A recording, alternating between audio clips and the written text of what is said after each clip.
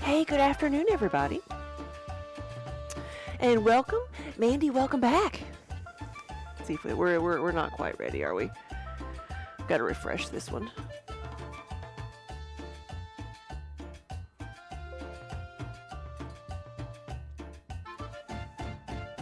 Manny.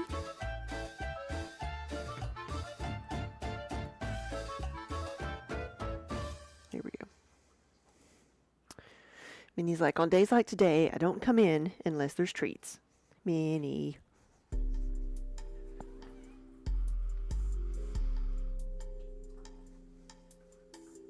Nope.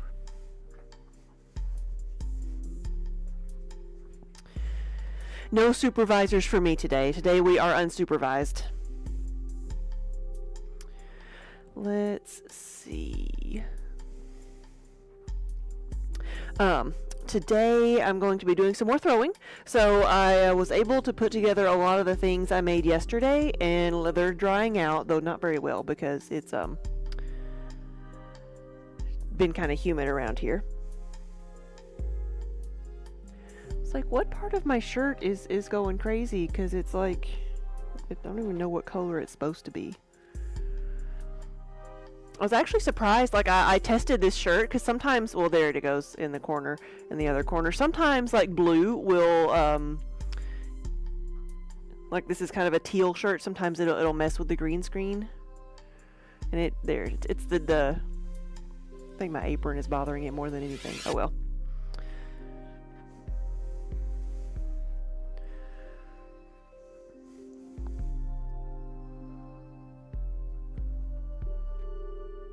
Wonder Hamster, hello.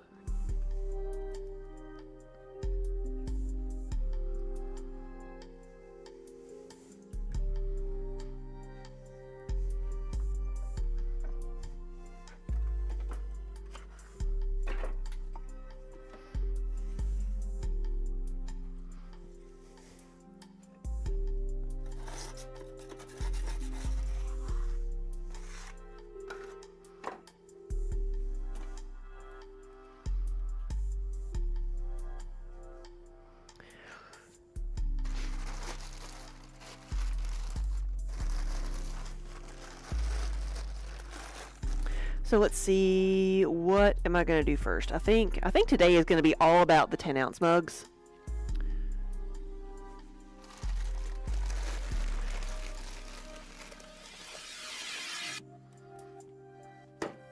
So there we go. Mandy, you're keeping up with everything.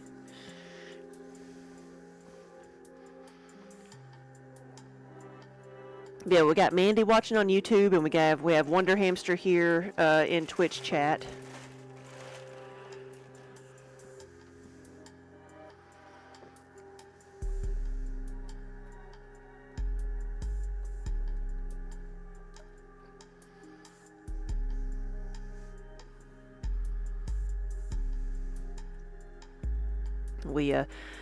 Daniel, or the Wonder Hamster, he is at the gallery in Nashville today.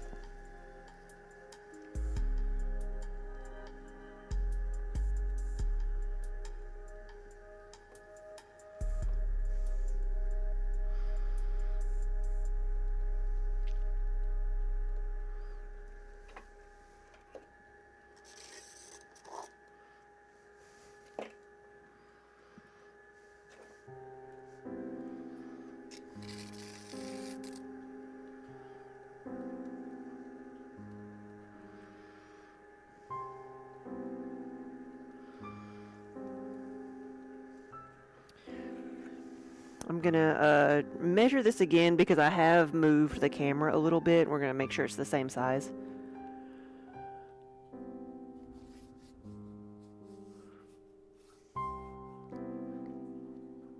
Infused bog water, hello, good afternoon.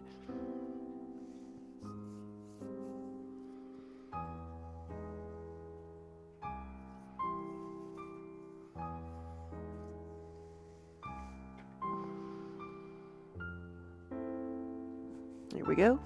It is still correct, so I must not have bumped the camera that bad. Now, what have I done with my wire cutter? There we go. I moved it.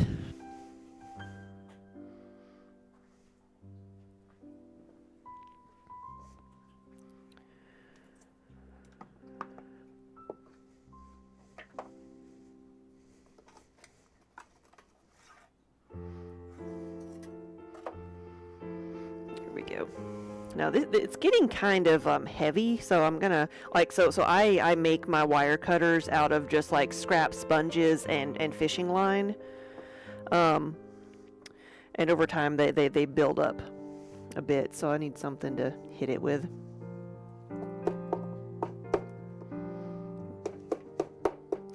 To get some of that stuff off of there. Here we go. Make it more manageable.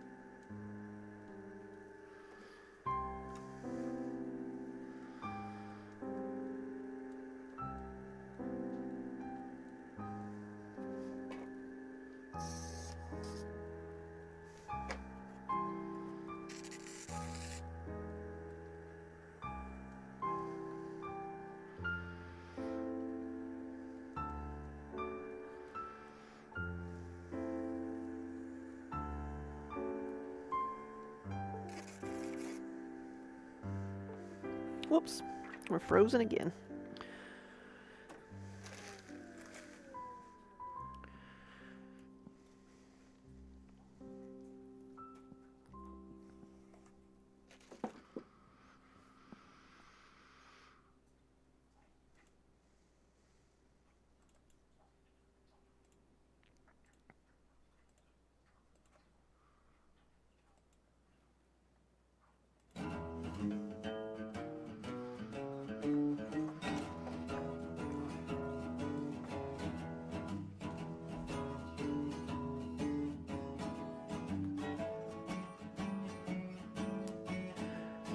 Mandy, you saw it? You said you love that I have a matcha set. You've been adoring iced matchas in the morning. You know what? That's fairly new because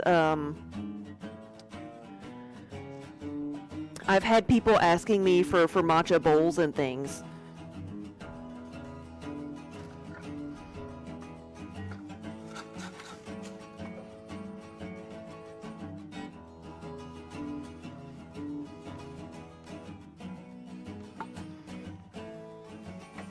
And I do need to make some more of those.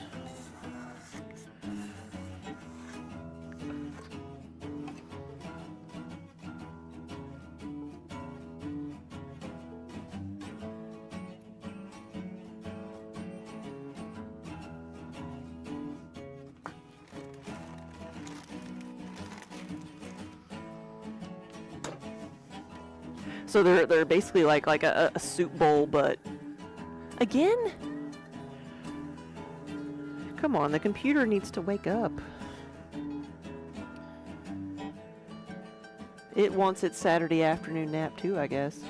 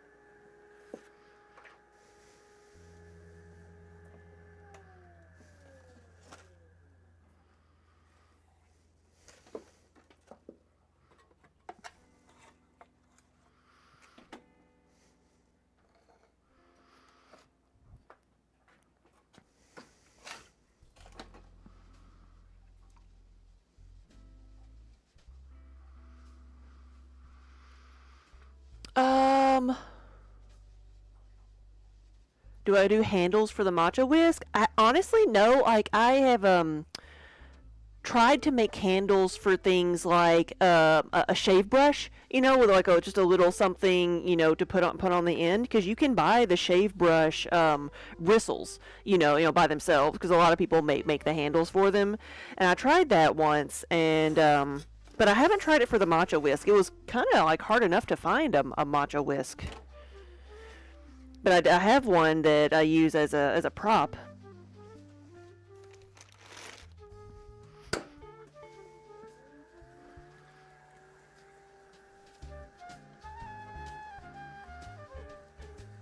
But I hadn't thought about making the handle for it.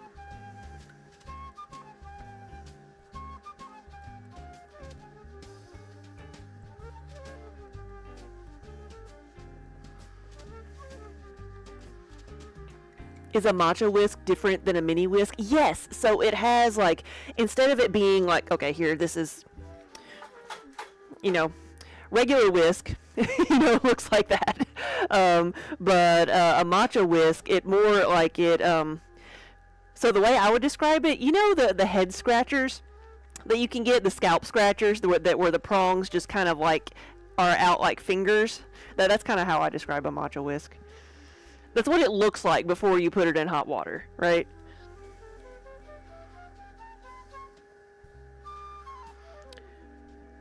And the ends are all curled up a little bit.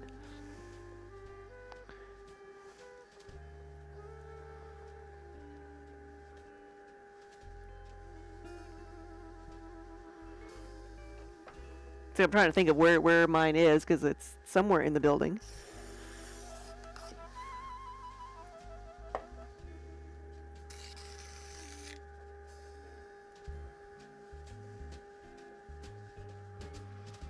If I was gonna make a matcha whisk like handle, fancy handle, I would probably have to make something like a stand to go with it because I've seen that.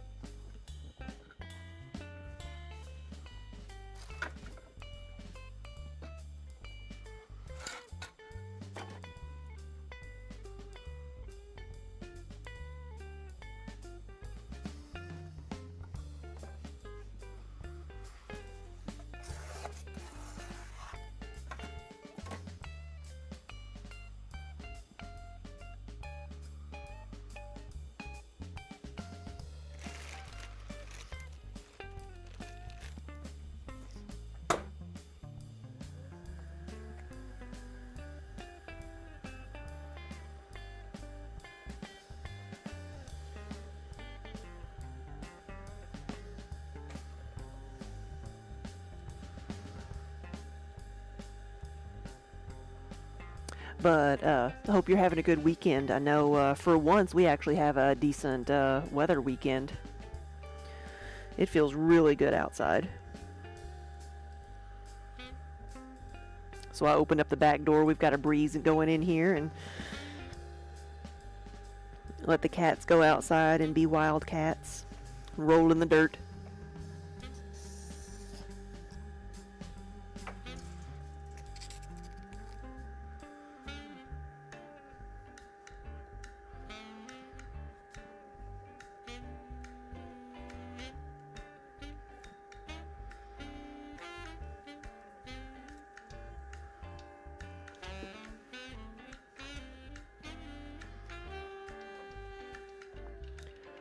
So Mandy, yes, so the pots on the wall, they're like glued onto two different frames here and they're labeled. This is my glaze chart, and I specifically made it to go to one of my wholesale shows because when I go to a wholesale show, I have all my samples made up in one or two colors to make a unified body of work.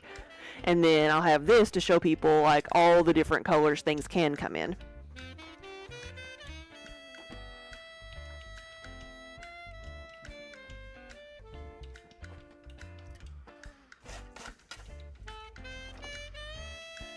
It's like you might be able to look on Instagram and see some pictures from March from the Kentucky Crafted Market. I think I posted a video.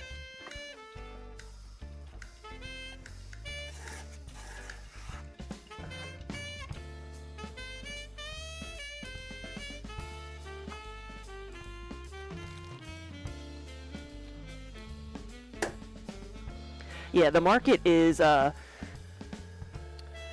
it's a 3-day show, but it's the first day is wholesale, so you just set out your wholesale samples and whatever you're wanting to take orders for. So it tends to be, have a much lighter showing, and then the second and third day is retail. So then I just bring like everything out and.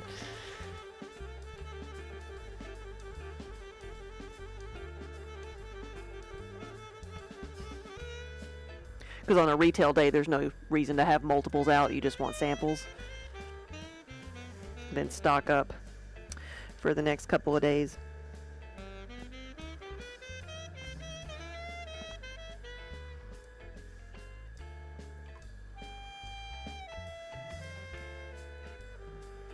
Yeah, the mugs on the wall, they're actually this size, just cut in half.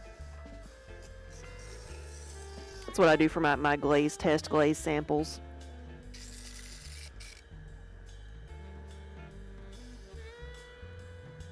Test tiles.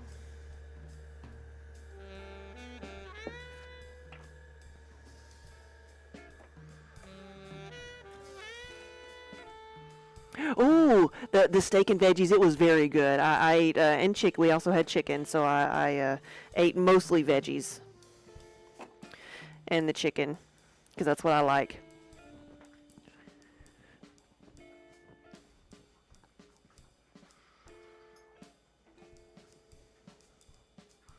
The cats also liked the chicken.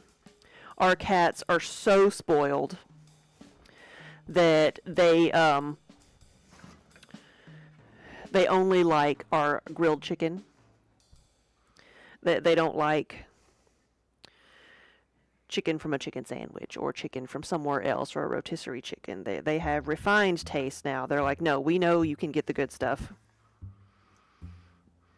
They turn their nose up at cold cuts sometimes. At deli meat. They are very, very spoiled.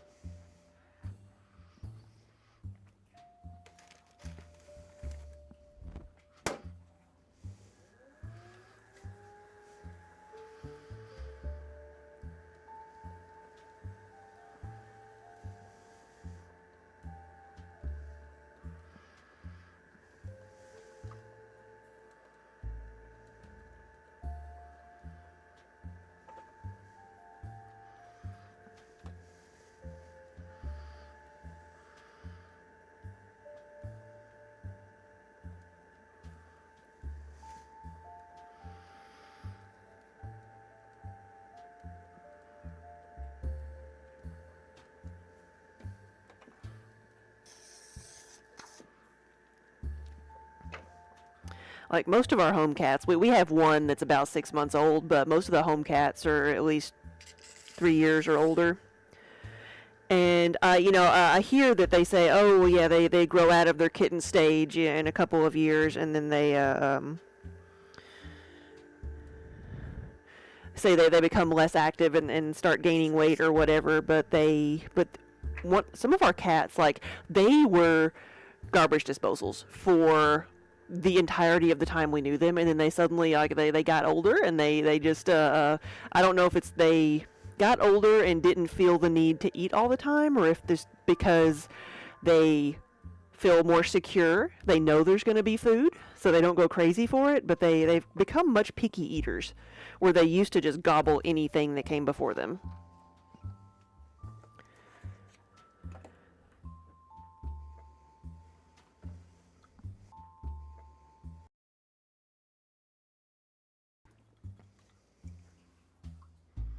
It's a rule to give them the tuna juice, yeah.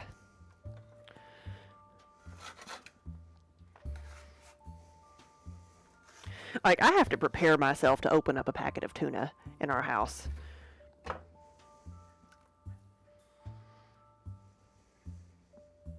feel like I need to go, like, hide in the closet to make tuna salad.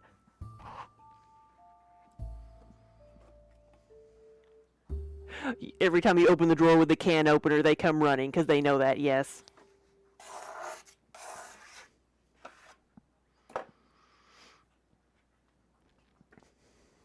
What was it this morning? I was like, we have little treat bowls or whatever that are sometimes sit on the floor, and I accidentally like kicked one of them this morning, and there was a stampede. Like, it didn't just sound like a stampede in the house. There was a stampede because that one little ding, and every cat came running. Or we have the treats in a cabinet, and so if they hear the cabinet door squeak, they come running.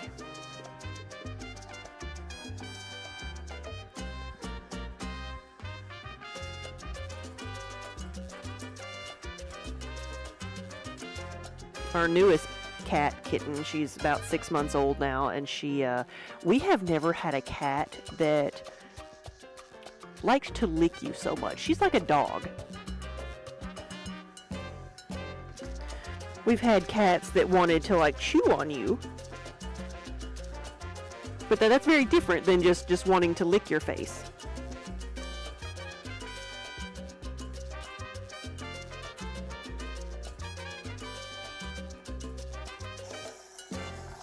But it's extremely loving and sweet, but also a little bit painful because it's cat's tongue. And also very disconcerting in the middle of the night.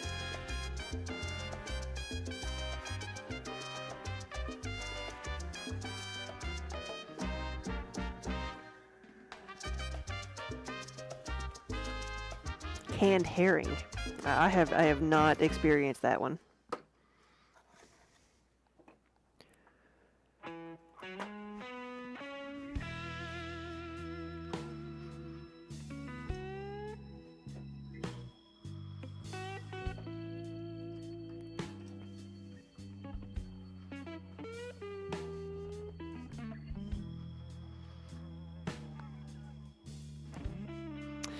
Oh yeah, we have 8.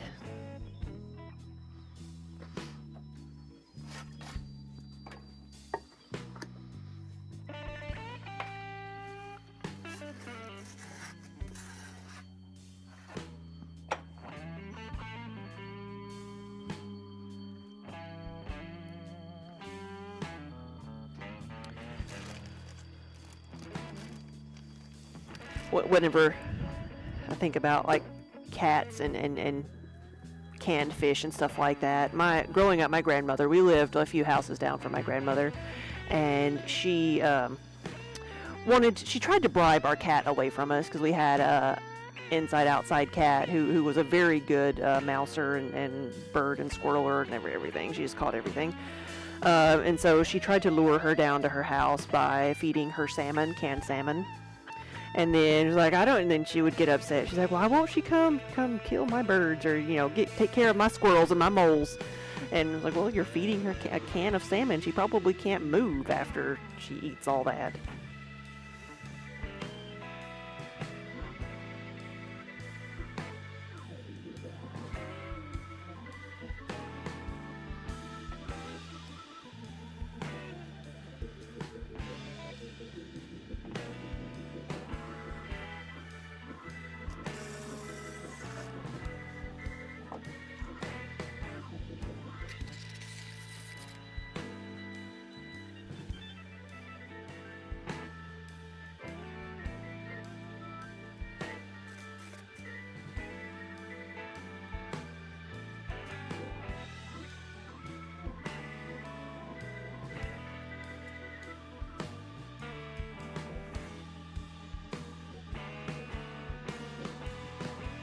Well, thank you, Stream Elements, but you're a little bit behind. Stream Elements is just now giving me a notification that I'm live. Did I miss something? Maybe that's why nobody ever says they get a notification. It's a half hour late.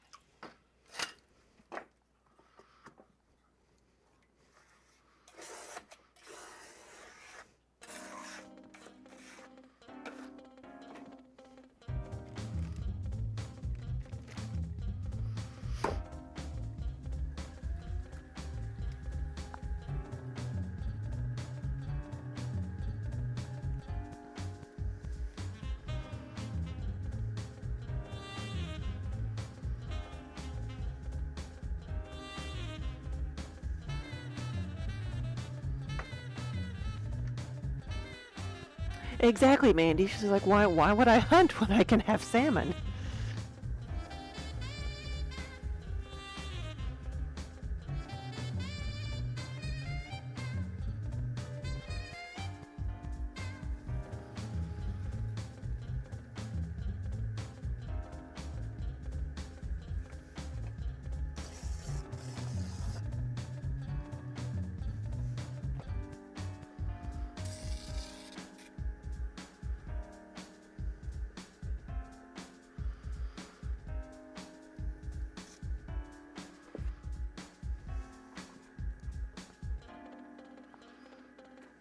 Hey, Spook, good afternoon. Oh, really? The TV trick worked? Should you stay for another hour? So we always say, like, when we're at the gallery, like, it never fails. If we're having a dead day and we're like, okay, fine, we're just going to go home, it's we turn off the music and turn off the TVs where he has, like, the stream playing, and then suddenly people will come in. Like, that's all you have to do to get people to come in, is to act like you're about to close.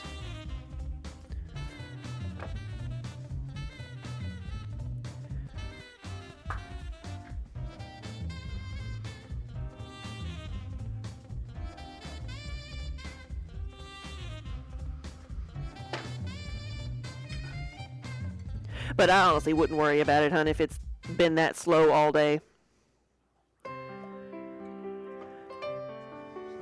And something I said earlier made me think that that's probably what it is. I bet because it is such a nice day and we haven't had that many really nice weekends, I bet people are just outside doing outside things.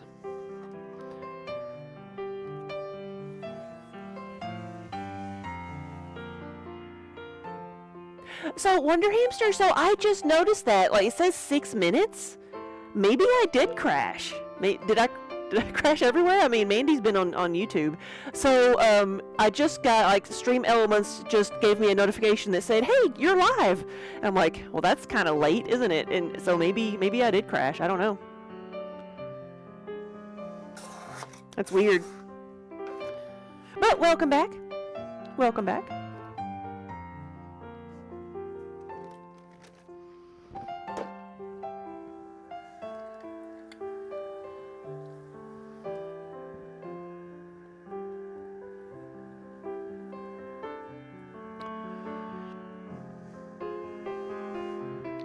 So, have I always had cats, Mandy? I actually didn't have a cat until I was in high school. And, but we had dogs. And, one day I started feeding a stray cat that came up, and I know they had that cat for at least, my parents had that cat for at least 15 years.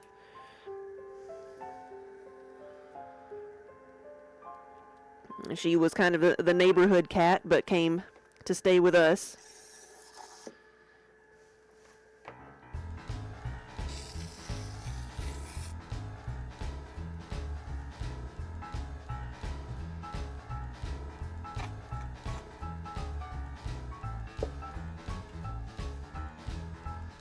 And my parents continue to take in stray cats as well as have Cocker Spaniels, so they have their own menagerie.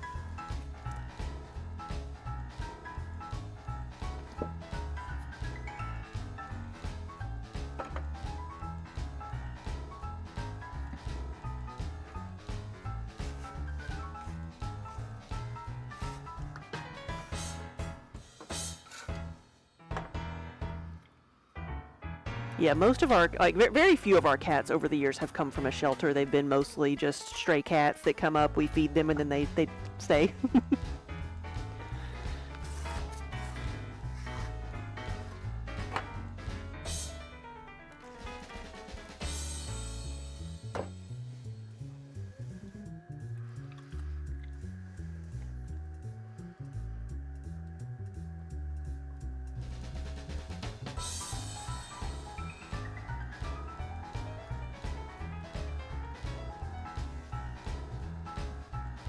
Yeah, like Wonder Hamster says, it's a nice day outside. We had some huge concerts this past week, and now Mother's Day is tomorrow. Yeah, we noticed that, like, during the family holidays, we don't tend to have a big day, whereas some things make people want to get out and do touristy things.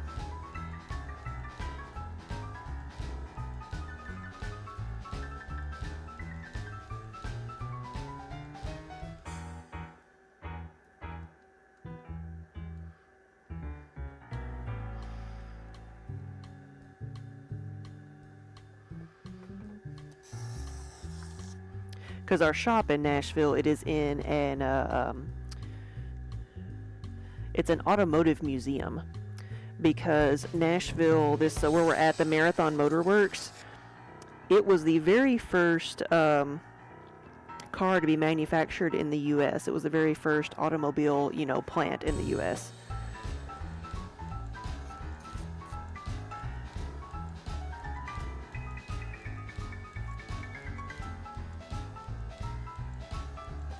And so it's a museum.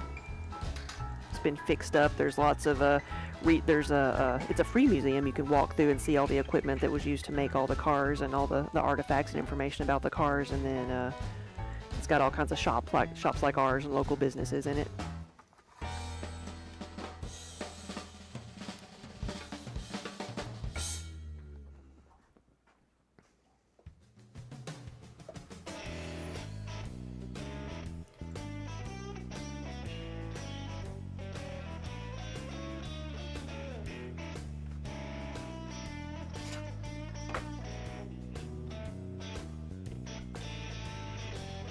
Oh yeah, your 8th birthday. After picking you up from school, you had to stop by the vet. You didn't know why, but then you'd gotten your first kitten and they were picking it up. Oh.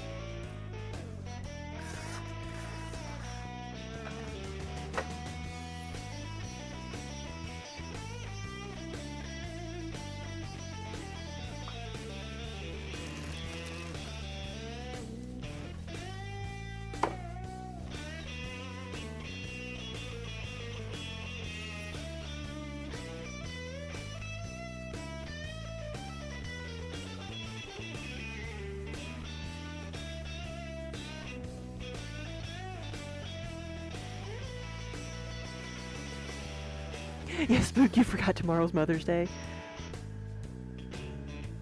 Yeah, I originally had plans with my mother today, but we had to change them.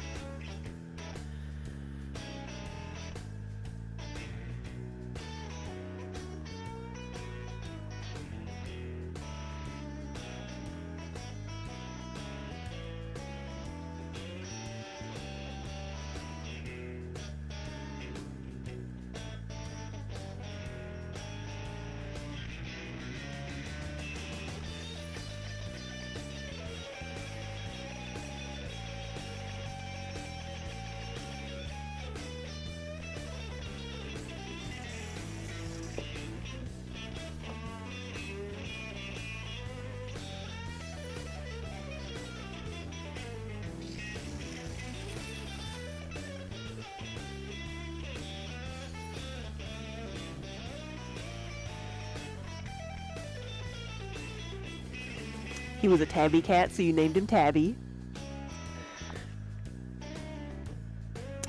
Our first cat, that first cat was, I officially named her Samantha because this was in the mid-90s, and I named her after Bewitched, you know, the character on Bewitched.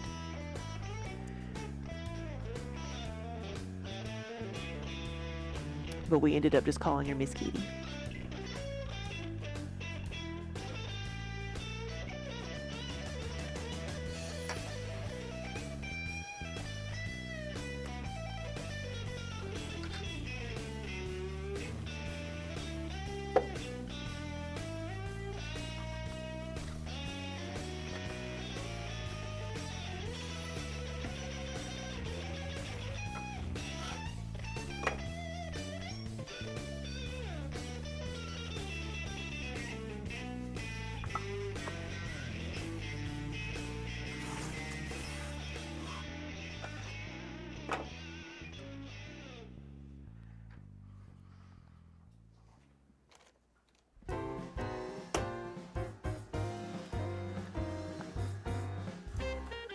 Goat Farmer Bluesy, hey, good afternoon.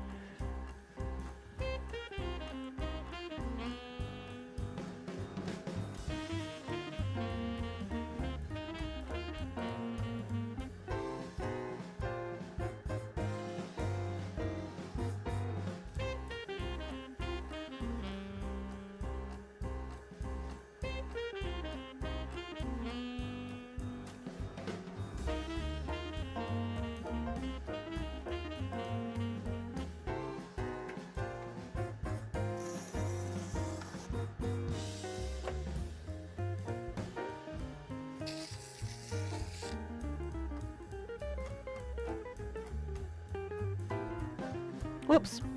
I missed something, didn't I? Why are we freezing so much today? It's not that cold outside.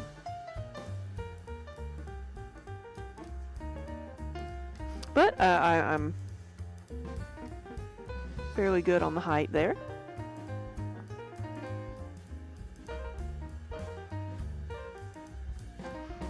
Yep, you remember coming across a stray black cat and you wanted to name him Salem, of course.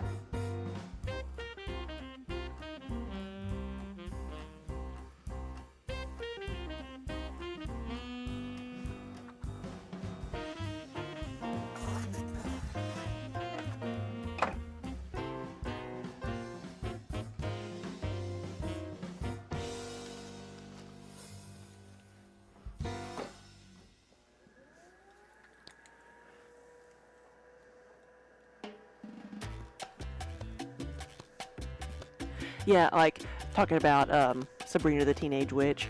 Uh, I only recently realized that Melissa Joan Hart lives in Nashville. I don't know if she's from here or not, but that's where she lives now with her family.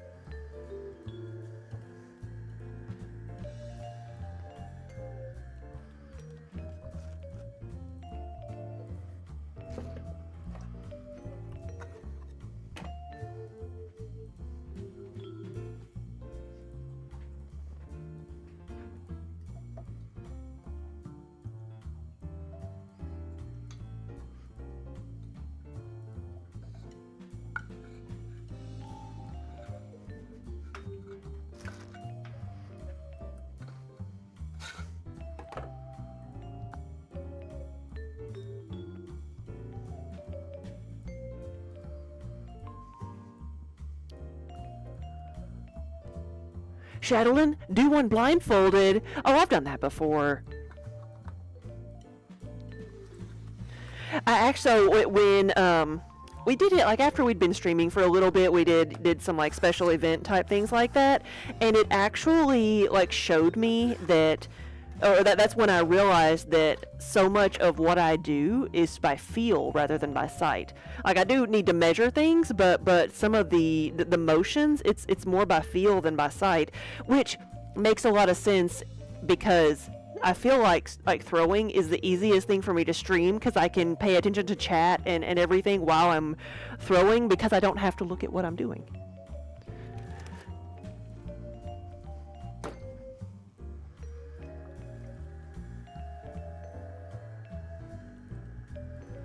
You think like, Melissa looks the same as she did then in your head? Yeah.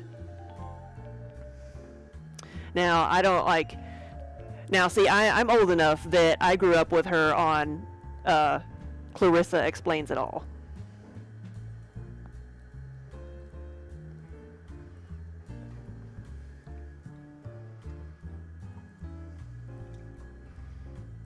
Which was one of Nickelodeon's very first, like, you know, kids shows, teenager shows.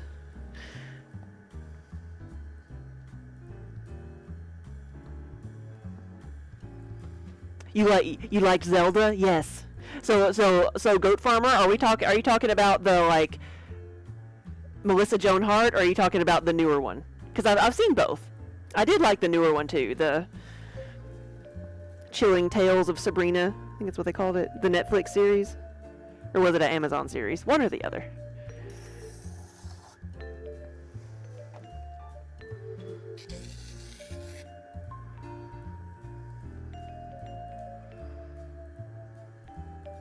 You went down a rabbit hole, yeah. There's a new one, yes. So there's I'd say it was pre-pandemic. It's something like it's called Sabrina, but it's technically like the Chilling Tales of Sabrina. Something to differentiate it from the other. People say it was much closer to the comic because it was much darker.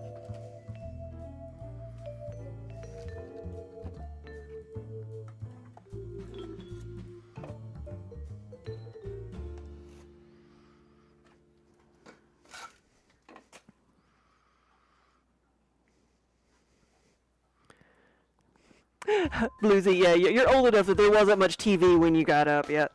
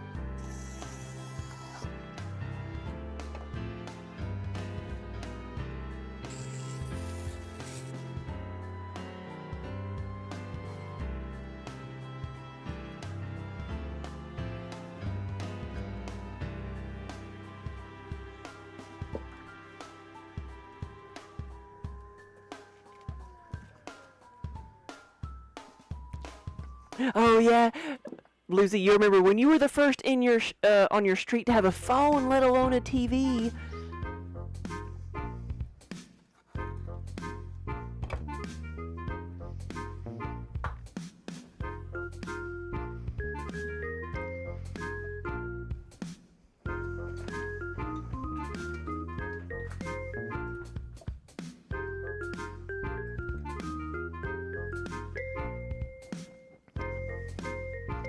See, that just reminds me of going to my grandparents' house where, like, they were on a farm out in the county, and they had only had an antenna, so they only got like 3 channels.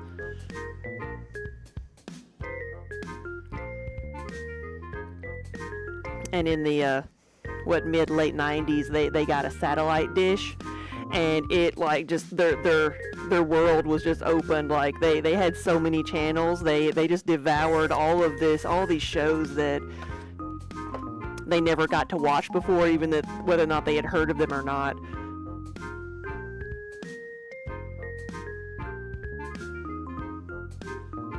It was extremely like kind of funny and sweet to see someone experience like the Munsters and Addams Family and all these TV shows that they had never gotten to see before, and how much they enjoyed them.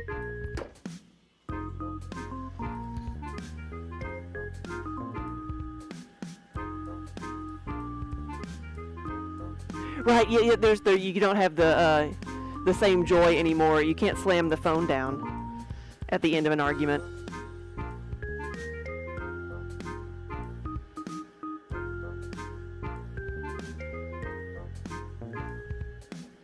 Pressing an end call button just doesn't have to have the same satisfaction.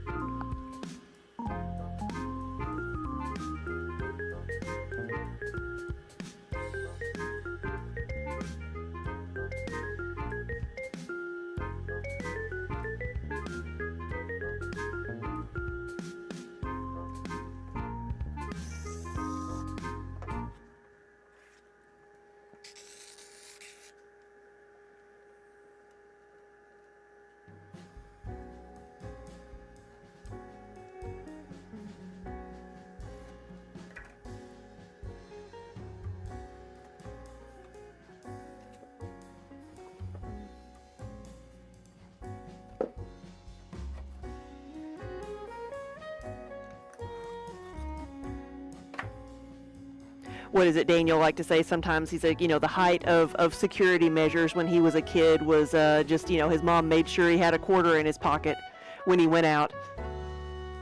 Why? So he could make a phone call from a payphone if he needed to.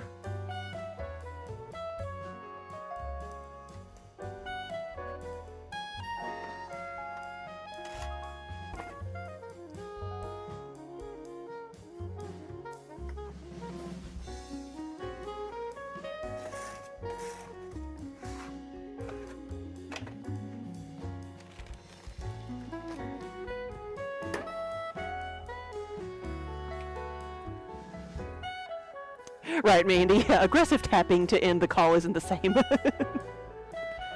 Oh no, Shadowlin said you just about ripped one off the wall when you still lived at home. Oh no. And there it is again. I'm sorry, guys. I need to pay more attention.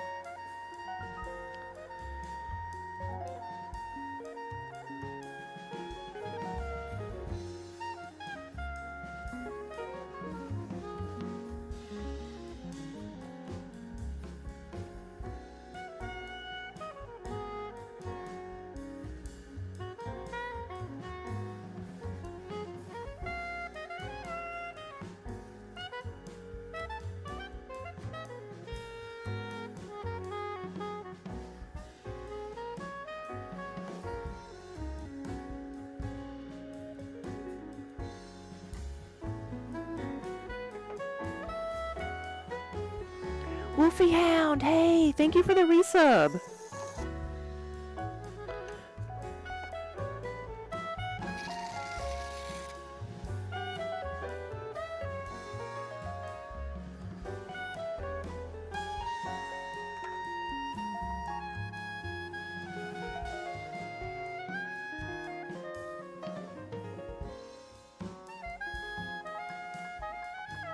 Wolfie Hound, that is quite a few months. Thank you so much. And now that you're here, I remember you said you were going to send me an email, and I had not seen anything. So I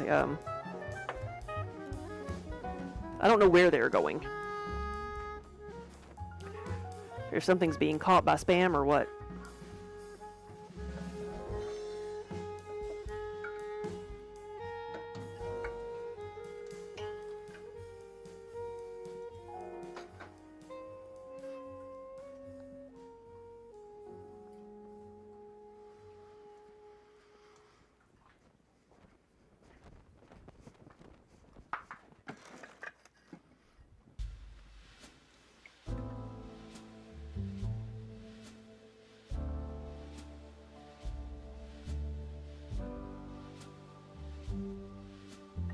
Oh, you said your grandma, Mandy, had a rotary phone that she let you play with that wasn't connected. Yeah, no, I remember the rotary phone at my grandmother's house.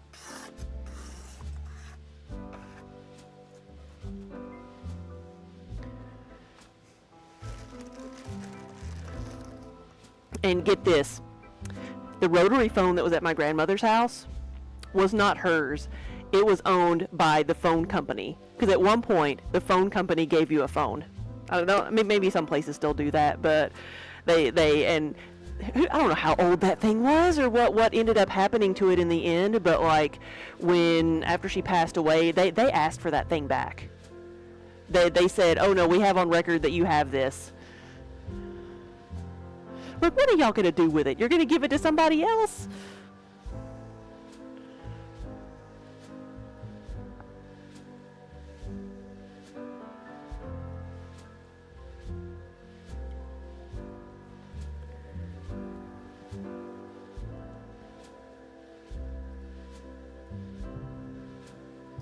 You had a party line when you first got the farm? Wolfie Hound, you had a rotary phone, yeah.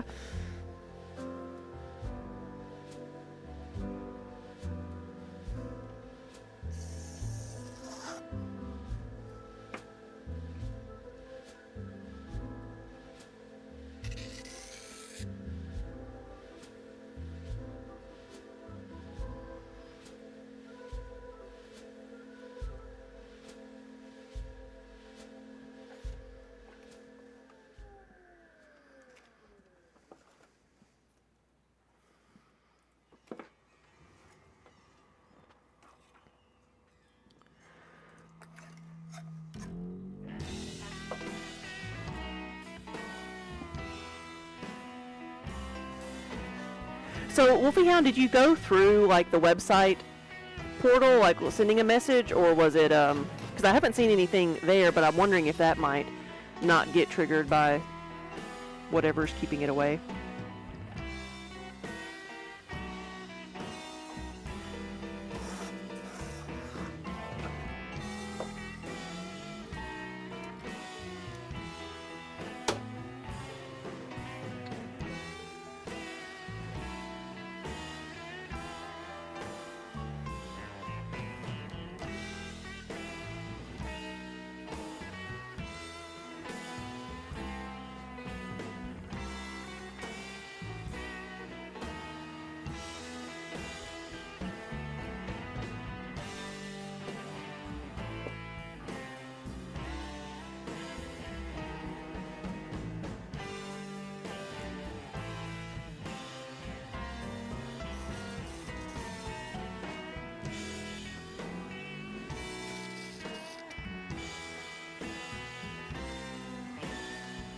Again!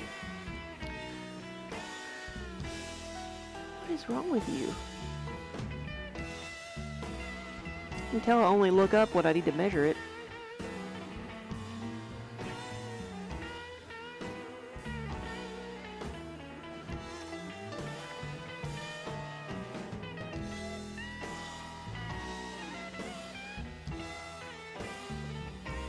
Okay, you think you replied to something? Yeah, I don't know why it's not coming through.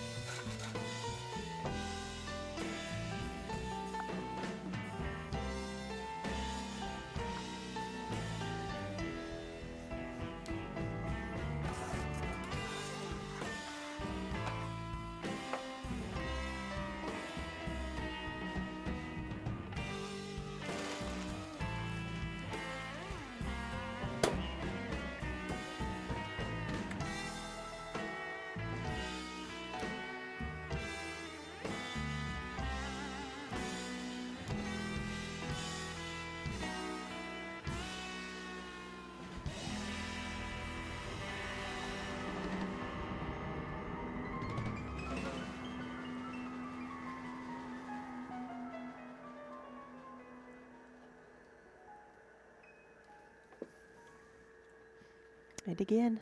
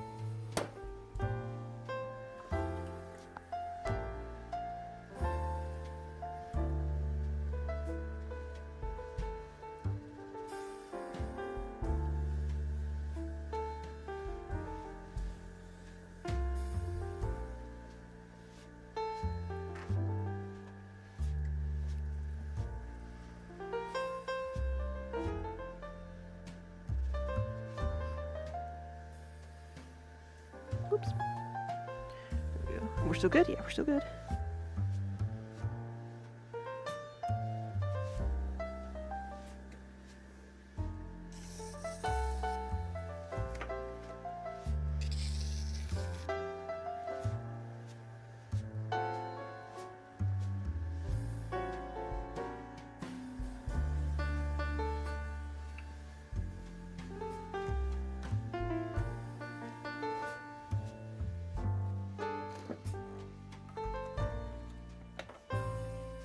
this clay, this is the fresh clay that I'm using now, and it is like super, super soft. Which I think is helping me go a little bit faster with these smaller items.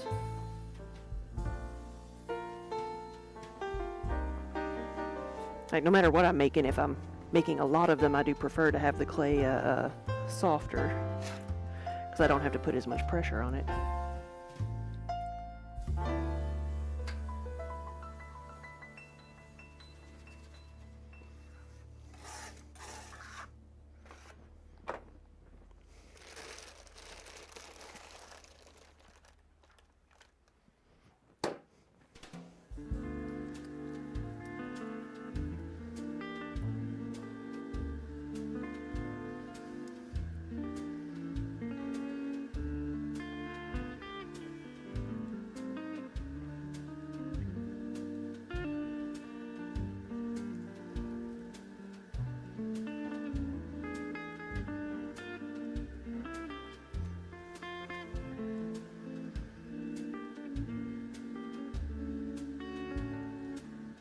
So I'd like to do about 70 of these.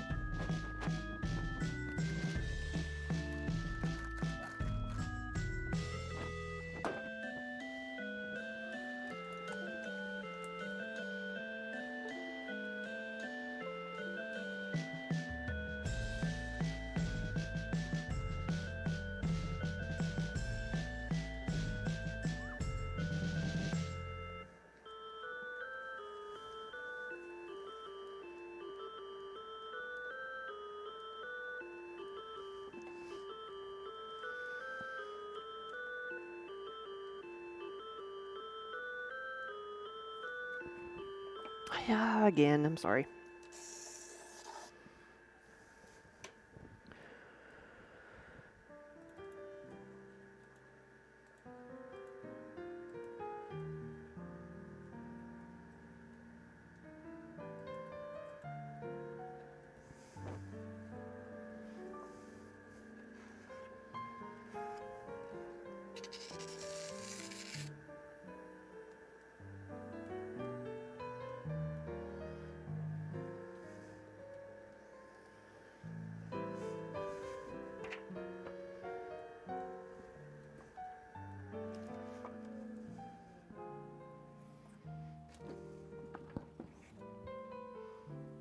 Anna, hello. Good afternoon and happy Saturday.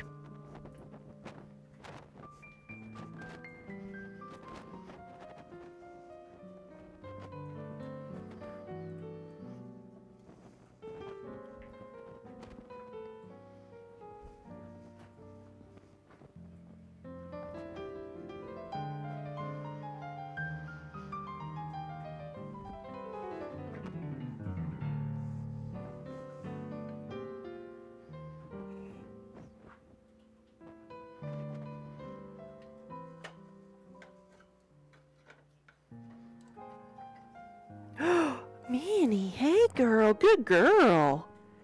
Good girl. Yeah. Minnie's got a lizard. Minnie's got a big lizard.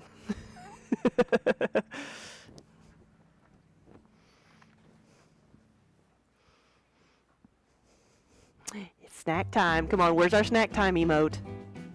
That's why it's there, because Minnie goes out and she catches lizards.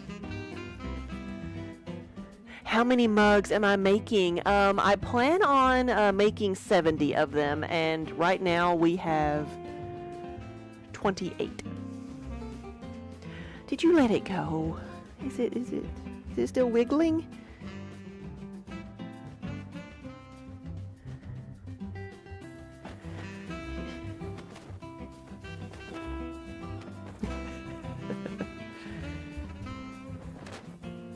Oh. She's like, you can't have it. You just see it. You just need to know that I did the thing. I'm actually gonna go see what she's done with it.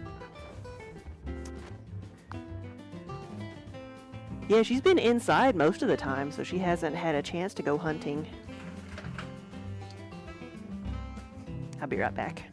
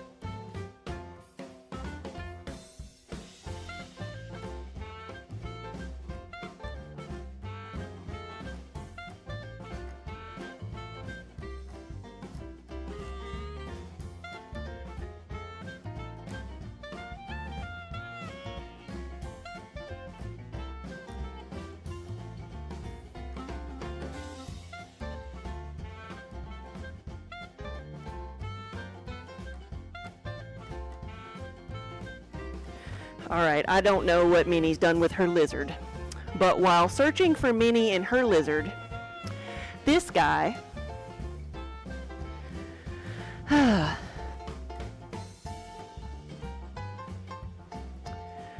was outside trying to get into the restaurant next door. Oh, and he was mad at me for picking him up and bringing him in. I thought Kiba was bad. Because, like I do, they have their back door open because it's a nice day, but they have a screen door to keep out things like that.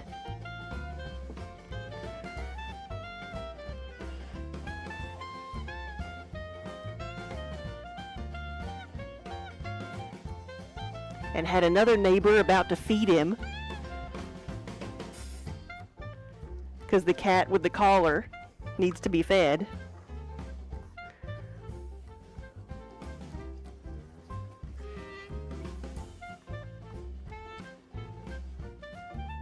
Adding cat time, yes. We always have to equate for cat time.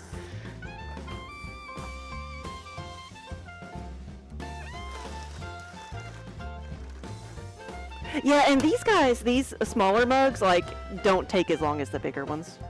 It feels like it doesn't take as long.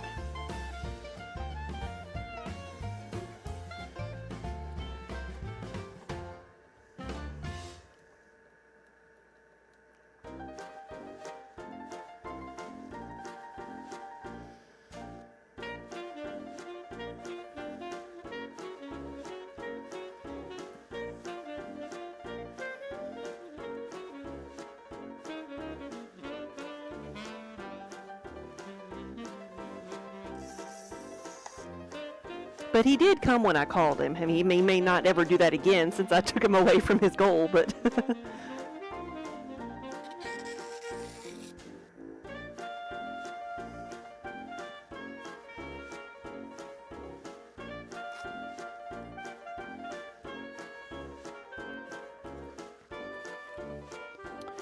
So Anna, the ones I'm making right now are specifically for an order, but we have them at our shop down in Nashville, which is where Daniel is, and then we, have them online as well. But the ones today are specifically for orders.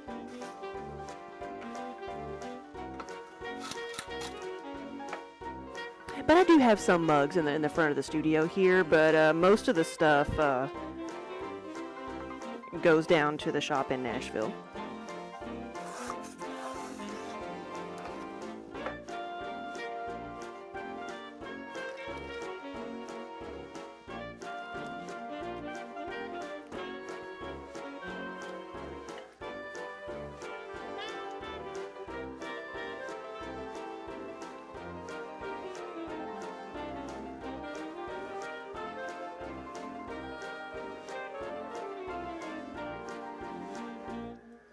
Yeah, this time last week we were in Maryland for a show.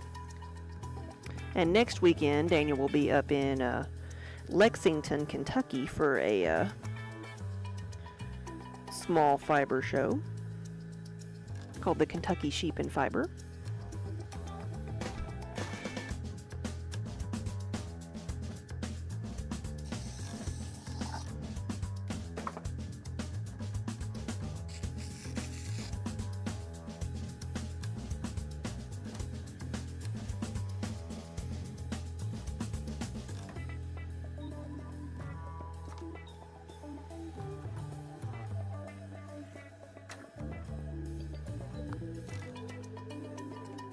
Colleen, hey! Good afternoon.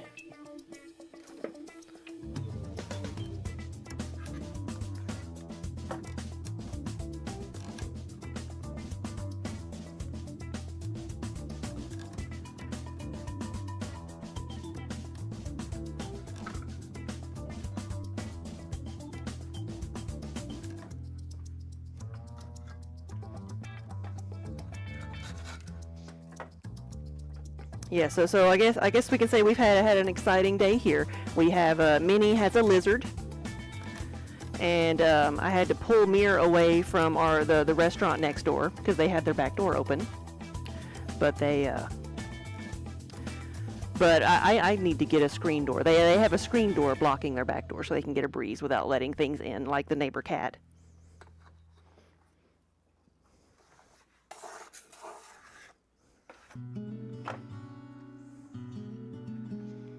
So, Maryland, yeah, you saw the videos of the downpours and hail. So, the good part about it, well, one, it was a good show, and that makes everything else seem not so bad, right? But the hail came Saturday at about between 4 and 4:30. We had a little thunderstorm pop up, and that's all we had. Like, Saturday was gorgeous, and we knew we had a chance in the evening, but this one little black rain cloud just hovered above us, and it was, a super intense downpour and hail. which was like, it was just crazy, but it didn't last that long, which was good. But I imagine it was probably pretty traumatic if you were like stuck walking to your car in that mess. But we had people, you know, sheltering in the tent. We were worried. I mean, it was super windy. Daniel was like holding back the sides of the tent from hitting, you know, the displays and stuff.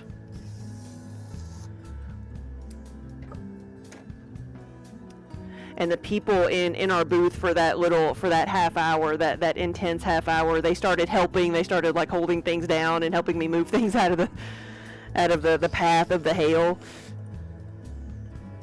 And I'll say, like the memory I will always have of this is that, like, when we were like securing the sides of the tent from the rain, and then when it started hailing, we're like, hail? It's hailing? Whoa! I turn around and there is somebody with an umbrella, like not covering themselves, but like sheltering the yarn bowls from the hail.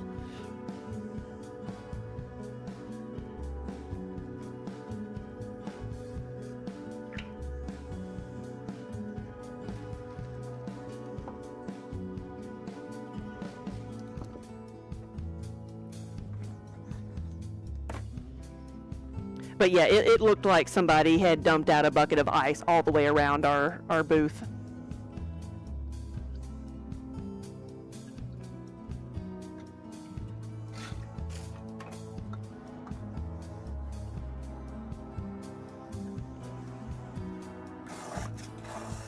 There were many people who had a lot of damage, but thankfully nobody got hurt that I'm aware of. But yeah, it was late. I mean, it was probably the best situation it could have been because it was later in the day, and I would rather have that half hour of intense rain rather than have it rain all day long and scare everybody off. So we have the full range of the effects of weather. We had, you know, we had pollen, we had rain, we both got a little bit sunburned. It was sunny and then it was cold, so it was just everything all at once. So all in all, it really wasn't that bad of a Maryland. I mean, like last year, it just rained the entire time. But we came prepared because we have these like plywood boards that we've used for the past couple of years there because we are in the grass, and if it's, you know, even a little bit of rain, it's going to get muddy. So we just put those down so people can have some traction. So we can move our road cases around. Whoop.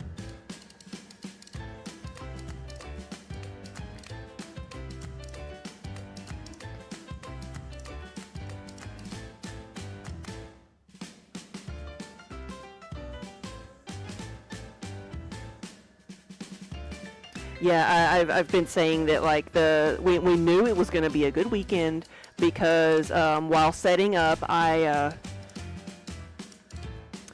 performed a blood sacrifice and also sacrificed one display of pottery because we during setup, like we set up, it was dry, but we were going to get rain overnight. We knew we were going to get rain overnight. So we were setting all of that up and preparing to like tie everything down, and we got a little bit of a sprinkle. It started raining. We had like a gust of wind come up, and before we had everything secured, like a gust of wind came up and just like slapped the sides of took the tent sides and just slapped it against the side of one of our displays, and it just went over. So we started off with a, you know, a bit of stress. But all in all, it turned out okay. And that's not how I had a blood sacrifice, a whole display. Trust me, that's not, like, thankfully I was not in the booth when this happened, but I heard it from outside the booth. And of course, then what did I do? I go scrambling around because I don't know what else is going to happen, and I start grabbing pots from the top of the shelves and trying to get things, you know, away from the sides. And I have a Scooby-Doo moment where I get tangled up in the sides of the tent. I go down, take out some more things, and then and cut my hand. So that's where the blood sacrifice comes in. And of course I didn't realize how bad I was bleeding until later, and like when we were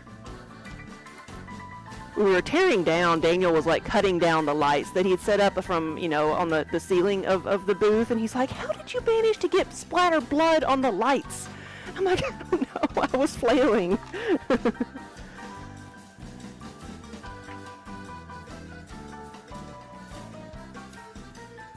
But I will say, so if you've ever seen our displays, we have road cases that roll in and that can hold mugs like 3 deep in the boxes. What we do is we set those up and organize them and take some out. I had taken put some yarn bowls on the top shelf and taken some stuff out to put on the top shelf. All of that was lost, but the things that were in boxes, like this road case just went over, the things in boxes were fine. So we got super, super lucky that like we didn't lose more than that. But so the things that were out, we lost about a dozen pieces altogether. So for it being, the mess we had to clean up, like we ended up not losing us that many things. Right, it's a little bit scary, but also funny. Yeah, I know, definitely I can see the humor in it, and it's much more humorous, now that the whole weekend was a bit of a success. So it's easier to laugh when overall the weekend was okay.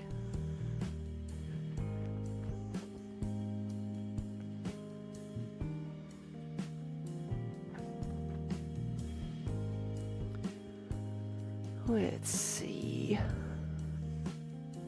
I've just got to figure out where I'm going to put some of these.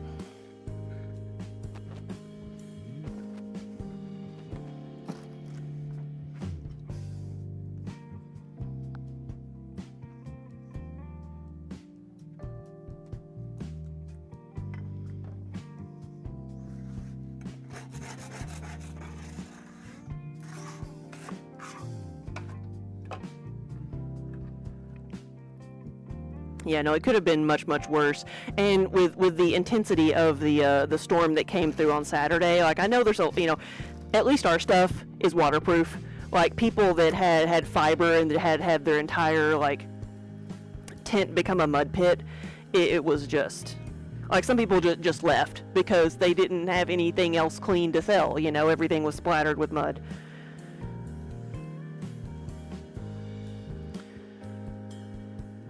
And I'd say it might have even been worse in the barns because they have, like, at the show, it's at a fairground, so they have barns with stalls that they just put people in for your booth, but I was in an actual tent outside, but people in the barns, the barn's flooded. So, like, everybody's floor was just mud. Because the water got in, but then it couldn't get back out.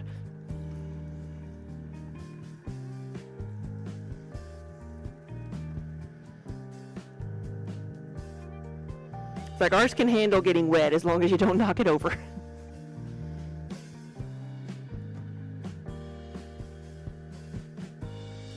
And I will say, I will brag a little bit. There were 2 mugs that I know for a fact were on the very top shelf of the display that fell over that I found on the other side of the tent that had not hit anything, and they were not broken. They just hit the ground and rolled. So I think that says something right there. I was kind of proud of that. Sometimes all it takes is just to hit them just right and they'll break, but those mugs like wanted to live.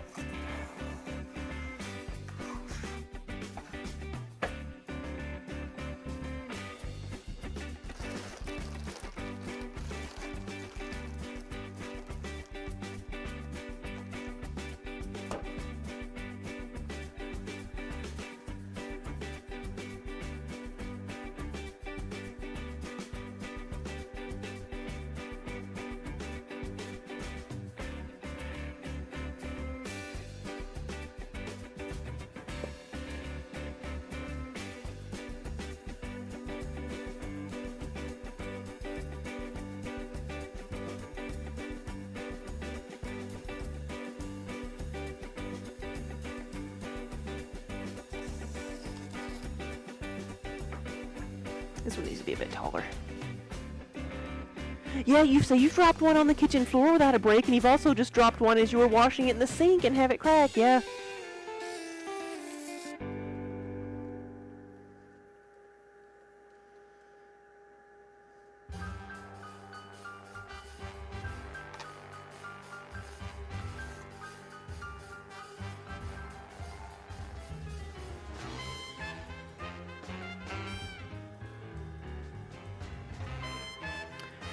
I'm gonna measure this. Did I bump the camera, or is this just smaller?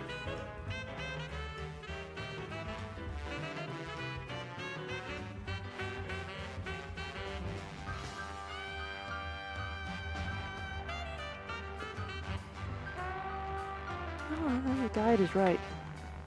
For some reason, this one just didn't get tall enough.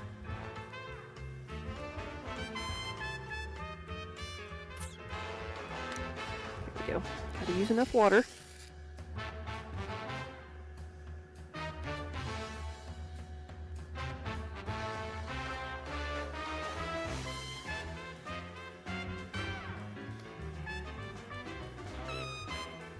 Cat's been outside all day.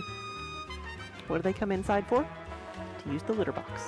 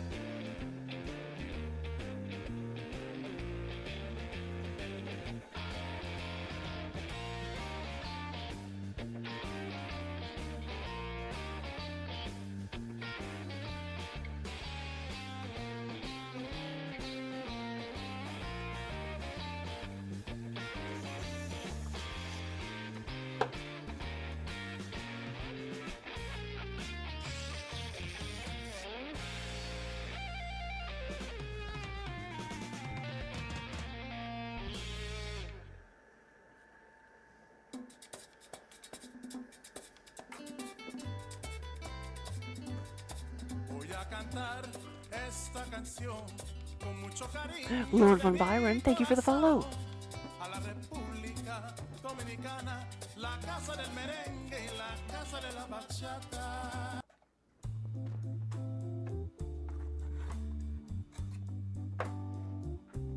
Couldn't remember if I'd cut that one off or not, but did I?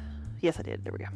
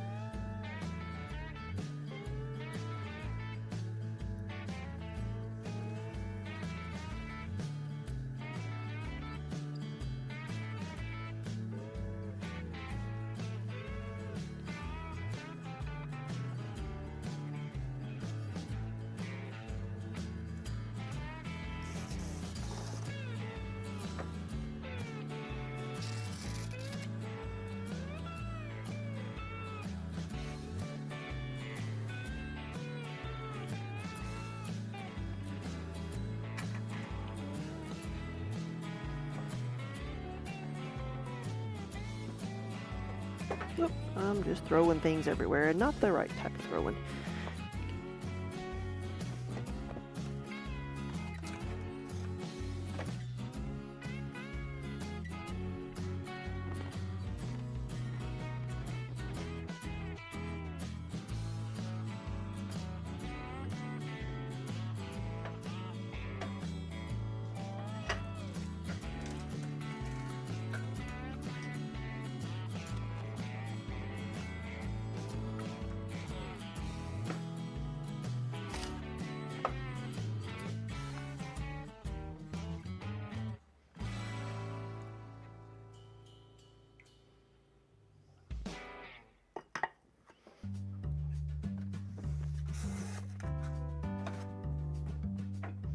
Don't forget to hydrate.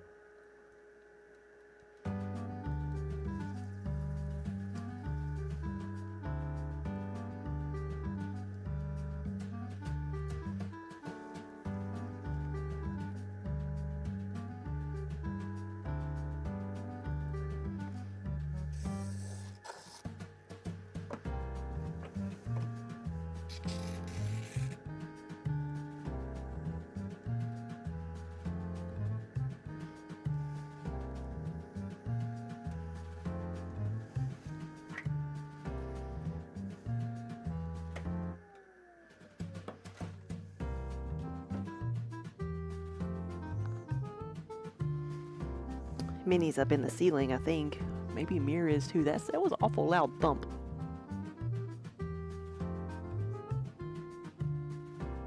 And my ceiling just sneezed.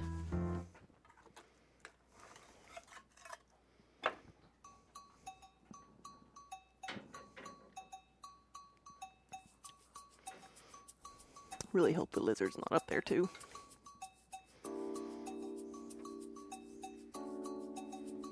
So there is a little crawl space type area in the ceiling, between the ceiling and the roof, and Minnie gets up there because we have a gap in the ceiling tiles where some of the ventilation goes through, and she goes up there. Usually in the wintertime, because she can get warmer up there, she will go sit on top of like the light ballasts and use it as her little heating pad.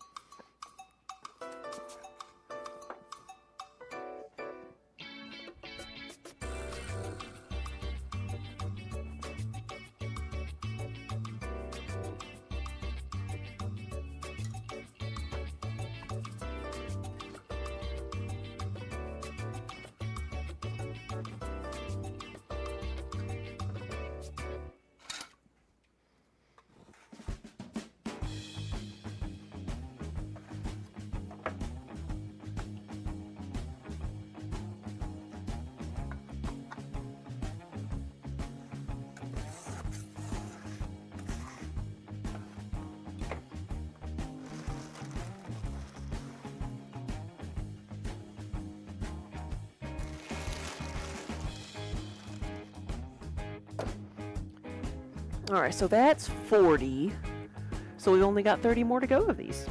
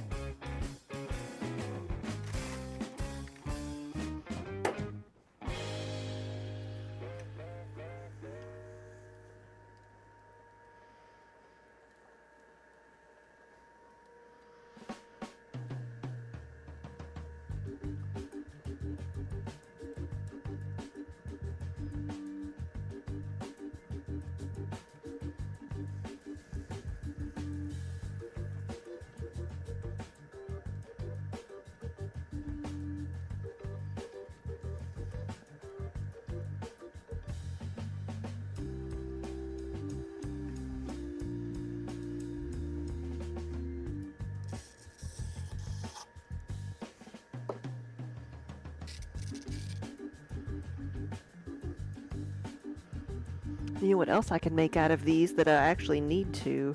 I need to make some more air plant pots. Because they're this shape, they're the small mug shape, but then I put faces on them.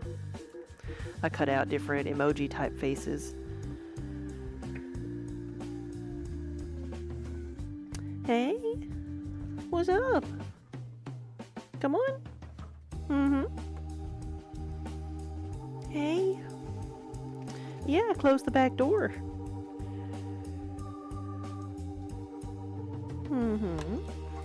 You gonna get on the wheel for us?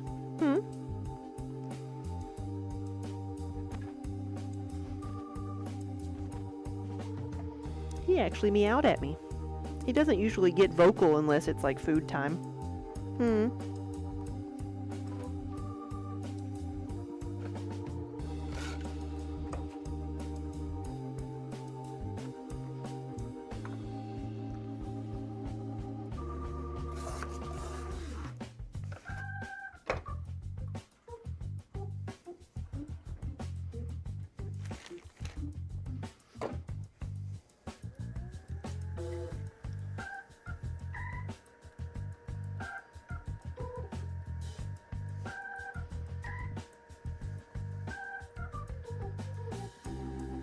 He is fluffy, yes. He's almost a year old.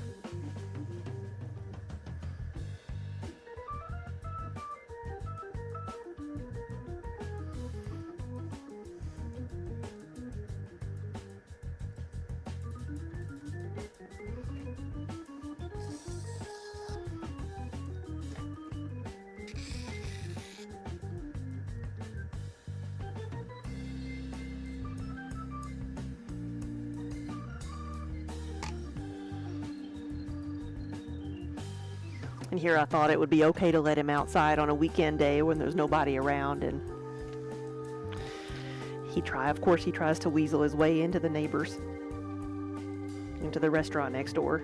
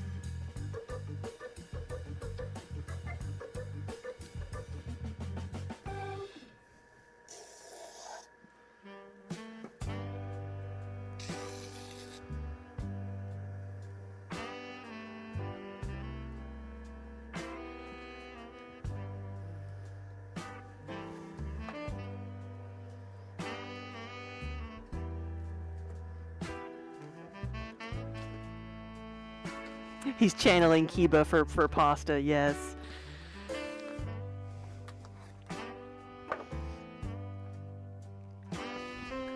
And they'd probably give it to him, too.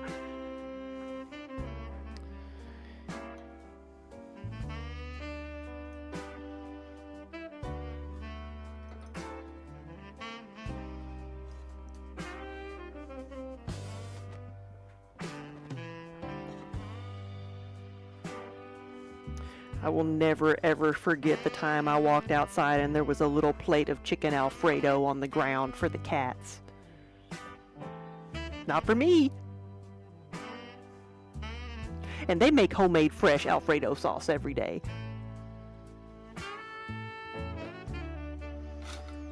Spoiled, rotten cats.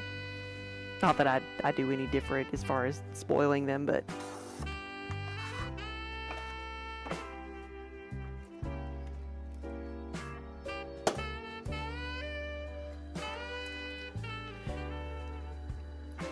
So when we first got the building here and moved in and had Kiba, our one studio cat, he would go outside and tell everybody how hard of a life he had. They thought he was a pregnant female. So of course they were feeding him. It's like a 20-pound cat.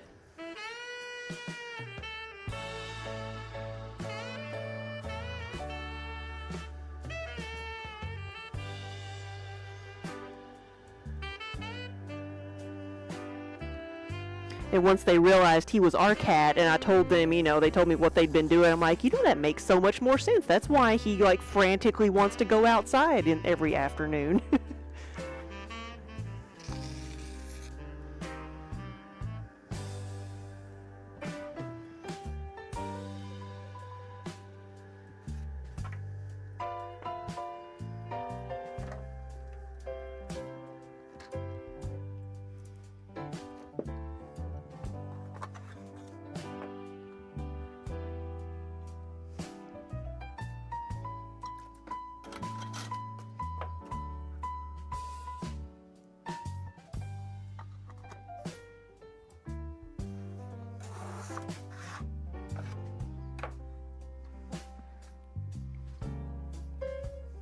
Emma, hello.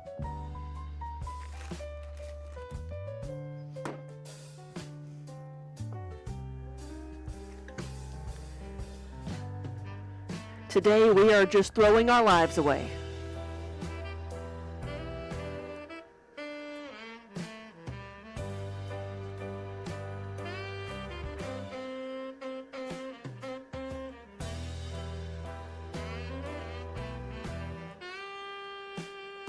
No! Alright. That looks pretty bad. But I'm gonna see what we can do with it here. It still looks pretty bad. I'm gonna see if I can compress it all back down. You want to learn to throw eventually, but right now you've got the jewelry bug. Oh yeah, there's so many different paths you can go down with that.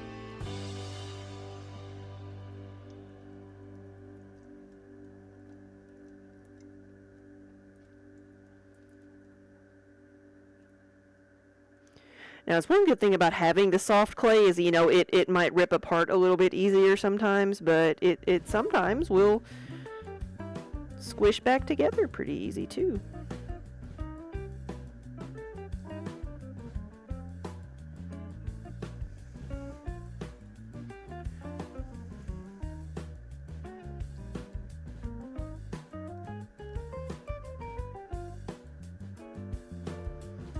Let's see.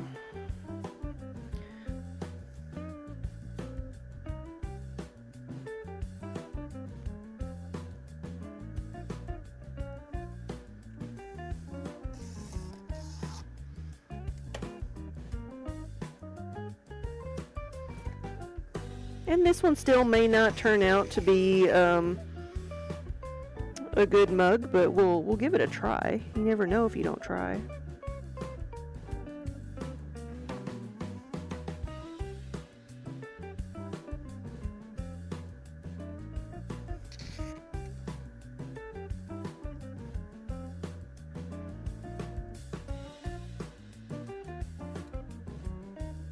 I want it to be a little bit taller than that, so I'm going to do one more thing.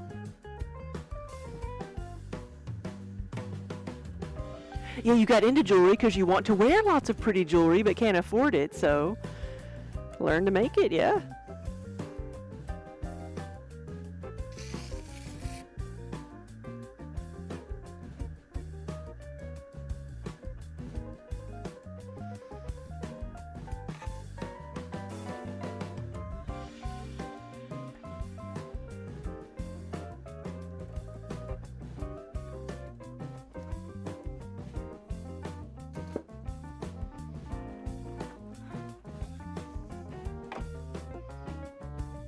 That's kind of why we get into so many things. We're like, I want to figure out how to do this. So you either have that curiosity saying, like, I want to figure this out.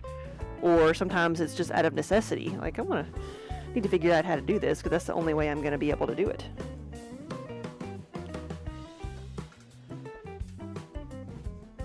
There's a meme that I always see going around that, like, reminds me of that desire to get into a new craft or try a new thing. It's like it says, we don't do this because it is easy. We do this because we thought it would be easy, or fun.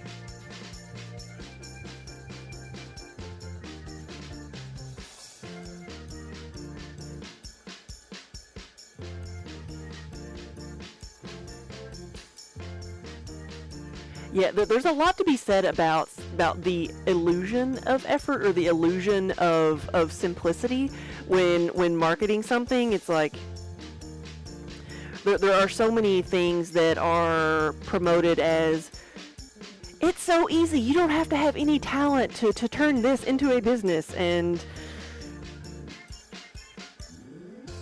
so on the other end of that, you see people trying to do a business with that, that promotion, that pitch, and the customer on the other end has seen the same ads, and they're like, oh, well, why are you charging so much for this? It's supposed to be so easy.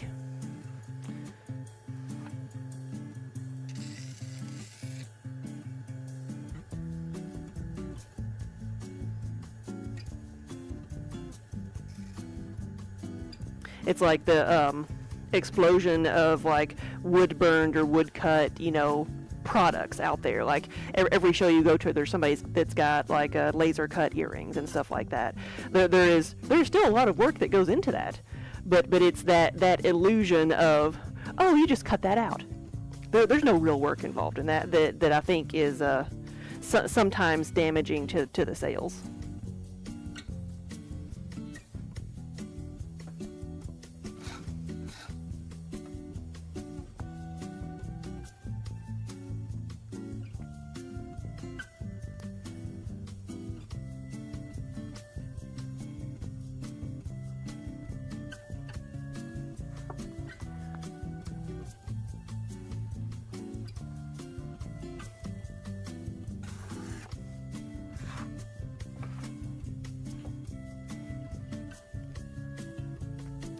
Anna said, you're always surprised that there is error in the process of trial and error. Yeah, you expect us to be good at all the new stuff you try, right? Everybody does. I noticed that, like, when I would teach classes, I noticed that was a huge thing with teaching adults versus children, whereas children, they're just happy to get their hands dirty. They'll do whatever you tell them, and they want, they are just as happy to pound the clay into a flat pancake as they are to sculpt something. They just want to have fun. They're there for the process. But adults get so worked up into wanting it to be something nice that they don't enjoy themselves as much. Some people do. No, I'm not saying that's everybody, but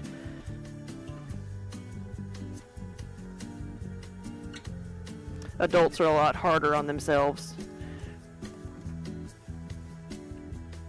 because they think the end is the goal. The perfect piece at the end is the goal instead of the learning the process.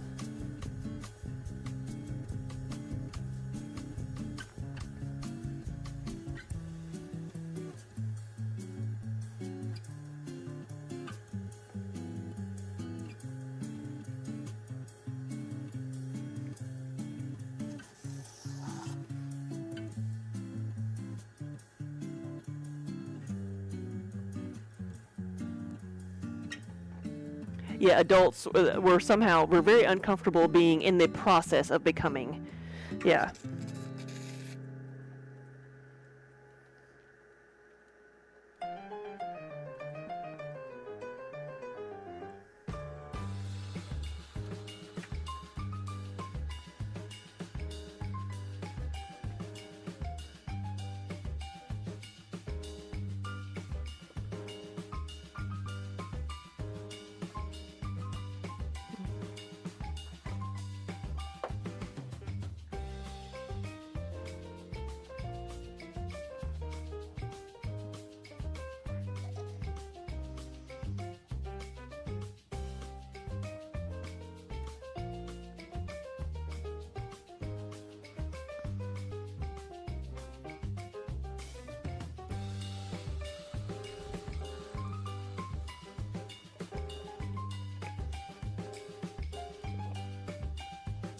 Yeah, the 3D printed vendors or exhibitors. That's something that they get caught in that trap of, oh look, it's 3D printed. That's just, cheap. You didn't put any work into that. You're, stuff like that. Like, I can see the artistry. Like, if you design your own pieces and 3D print them, like, there is a lot of work that goes into, the finishing of a 3D printed piece. But there's that perception of it's, that it's cheap.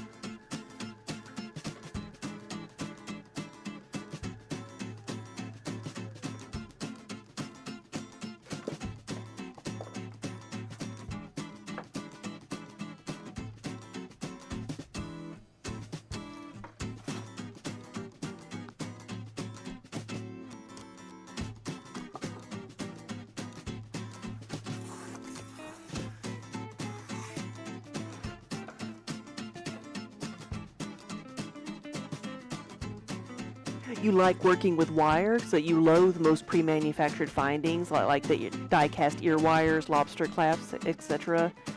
So you learn to make them by hand yourself, yeah.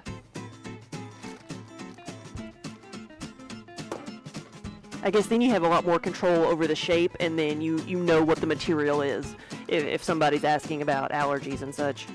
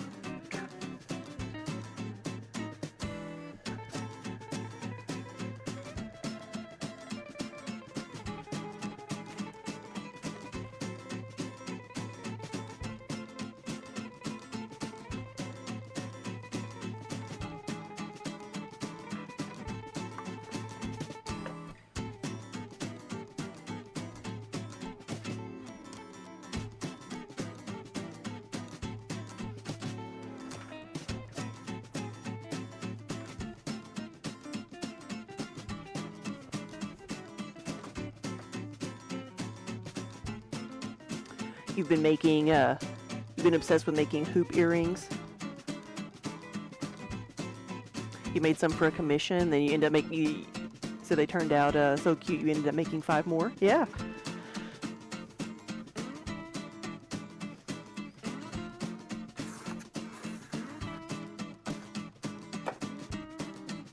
I've talked to jewelers before, and I feel like, correct me if I'm wrong, but I feel like earrings are the mugs of the jewelry world, because a lot of jewelers say that earrings are their best seller, like more than like rings or necklaces or bracelets and stuff like that.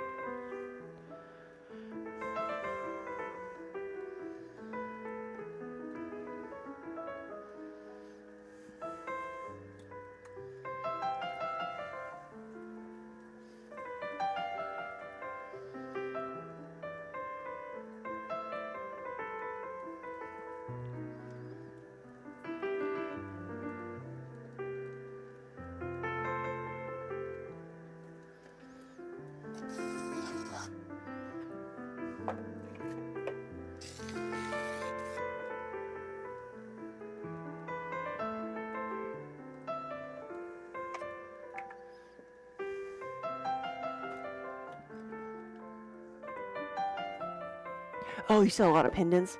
Maybe for most that's true, but you work with fused glass, so you sell a lot of the diacrylic glass pendants. People go nuts for those, yes.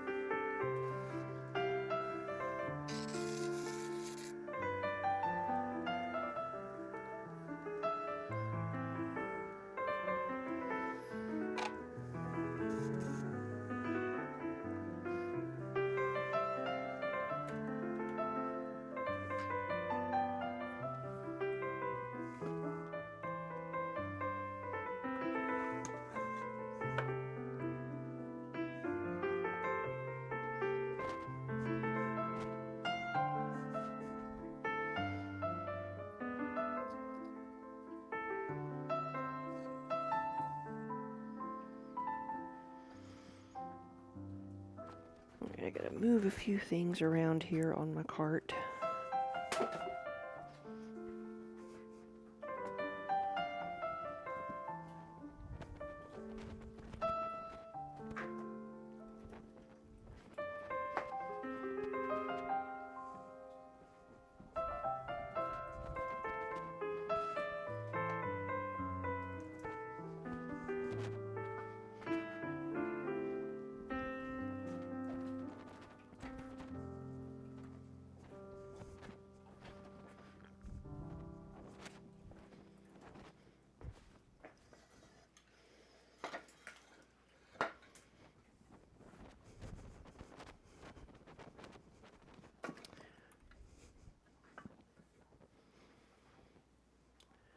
Emma, you say you don't sell a ton each month, just enough to supplement your Social Security without losing your benefits. Yeah, well, that way you probably you just get to make what you want, and you don't have to. You don't feel pressured to have to make a bunch of stuff too. You know, we were talking about the hail that we experienced last weekend in Maryland. Like, so apparently when we didn't get much rain here, but on Monday, Nashville got rain and hail, but Knoxville apparently had baseball-sized hail.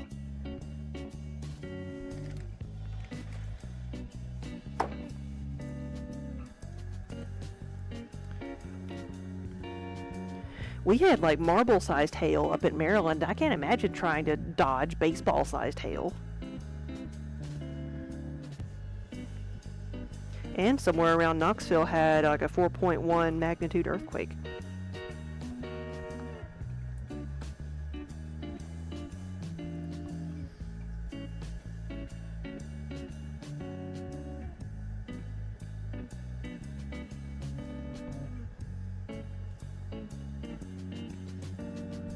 You've only seen hail once or twice since moving to Phoenix, but you would get big hail back in Iowa, really.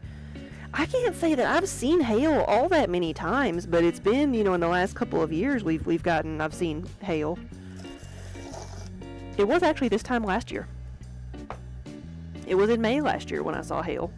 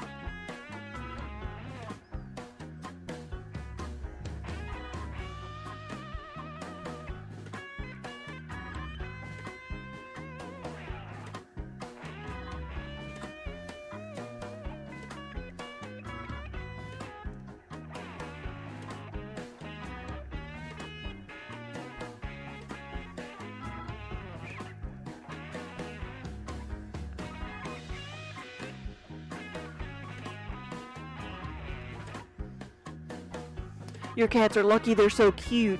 They're little bullies. You got bullied by a 22-pound giant lap panther who demands cuddle time, right? Well, now you're stuck. You can't move now. You've got a cat on your lap.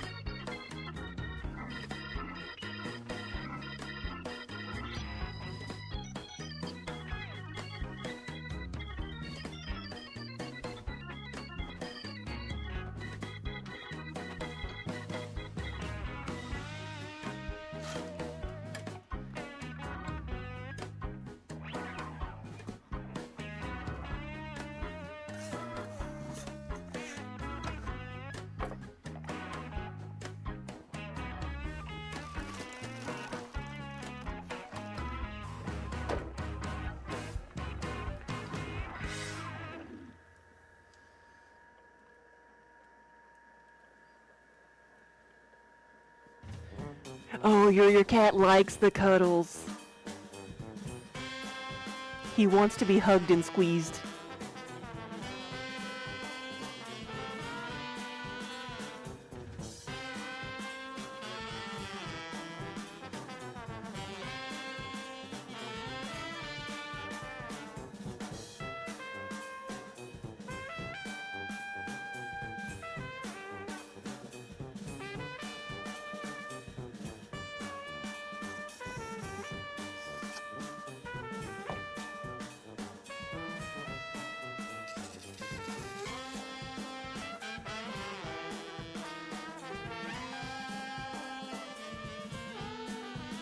Well,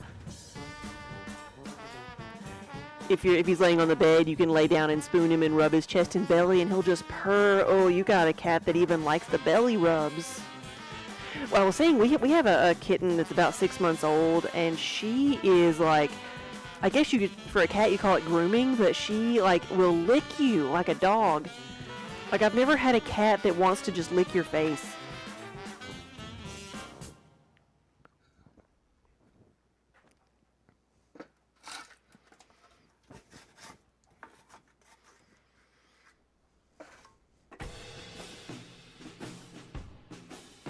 Your dozer tries to smell everyone's breath. Oh.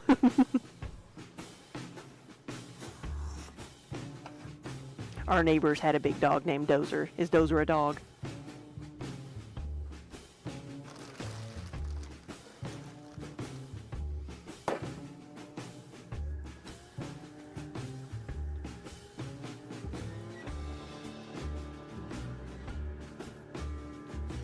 He wants to know what you just ate, right?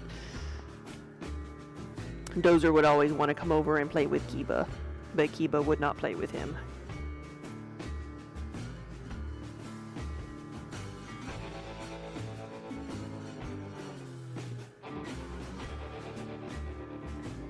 Hey, Minnie. What'd you do with the lizard?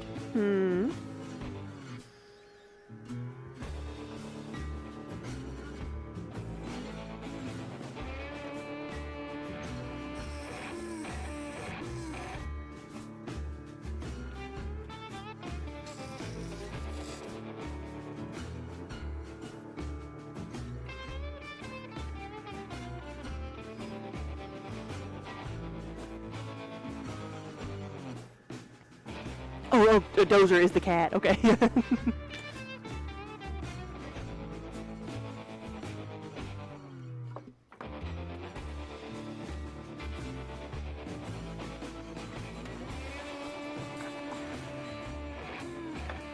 Well, hey, girl.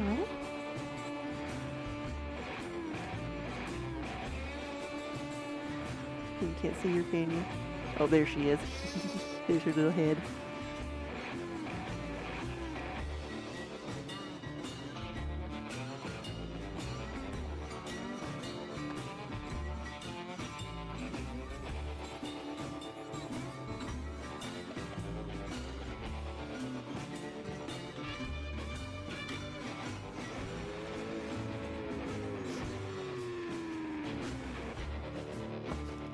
What you doing? Hmm?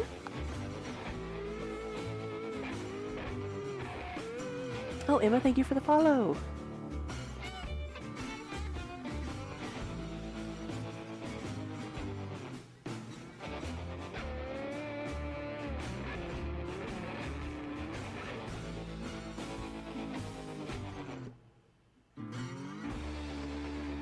You got burrs stuck in your fur.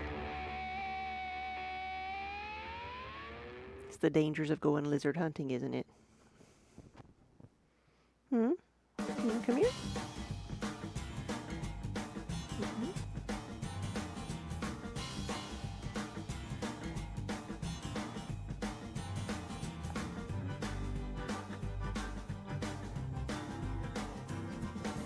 Oh, we got a good purr. Hmm? Come here.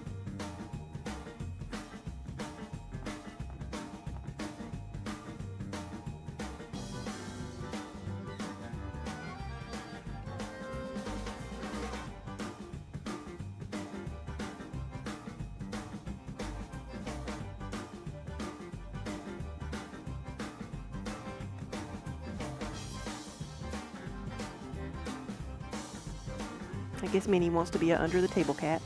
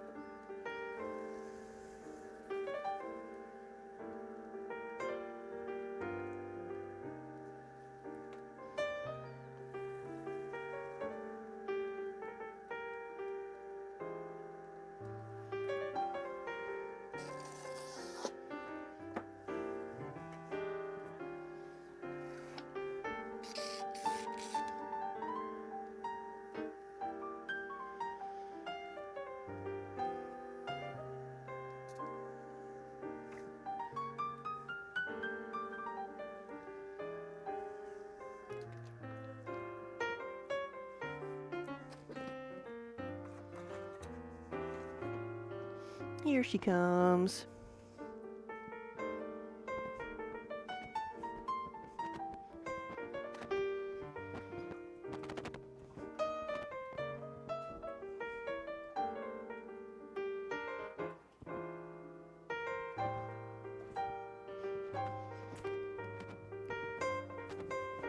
Hmm.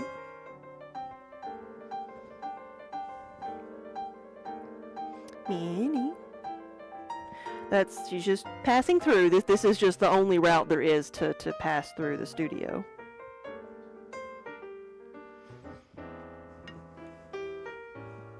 No other way to walk around. She didn't want to see us at all.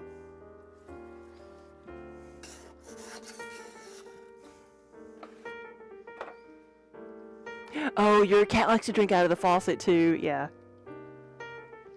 So some friends of ours have a little like motion activated little like small faucet drinking fountain that's hooked up to their sink so the cat can activate it herself.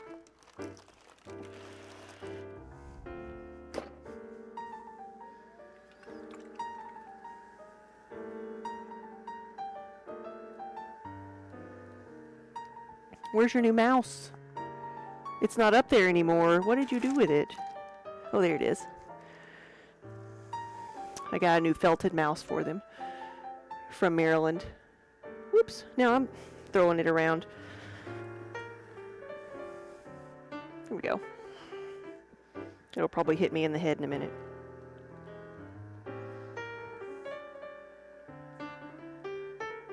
Whoa, hey, thank you for the raid. Oh, sorry, I was distracted by my cat. Junie, thank you so much for the raid. Welcome, everybody, and good afternoon. There's loose fiber on the way. Perfect. I think I have a few extra yarn bowls here that we can put it in. Perfect.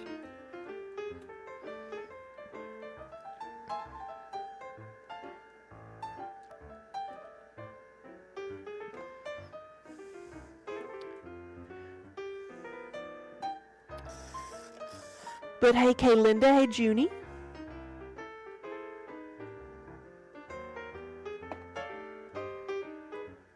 Keep the loose fibers out of the clay or else it's going to ruin it when you fire it. Yeah, we might use it for raku. It might be fun.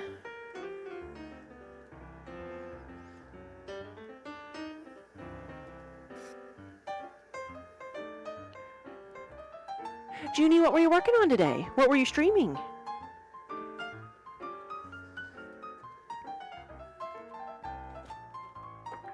Woo! Something else went flying.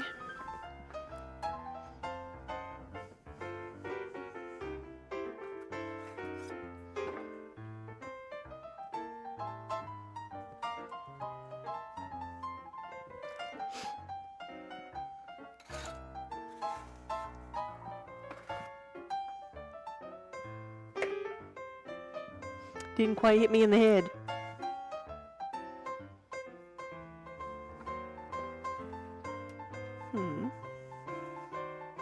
Is it nap time, honey?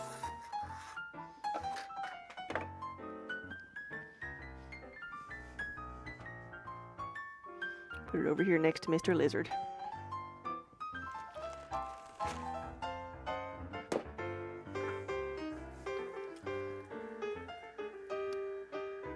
So some Amy's and then a lace shawl. Ooh. Sounds like a productive day. I'm working on making some mugs. This is that's the shape that I'm making. They're going to be our 10-ounce mugs, or they're going to hold 10 ounces when they're done. And this is one of my studio supervisors here. This is the Empress Minerva.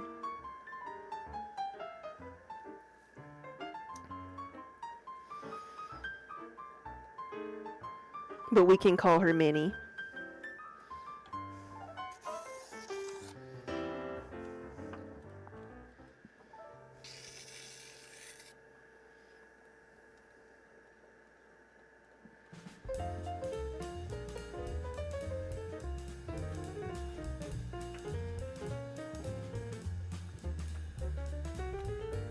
You were showing off the large yarn bowl you have before you raided. Nice. Which one? Ooh, everything. So everything is like sticking to everything else, and then it just falls to the ground. So let's get this again.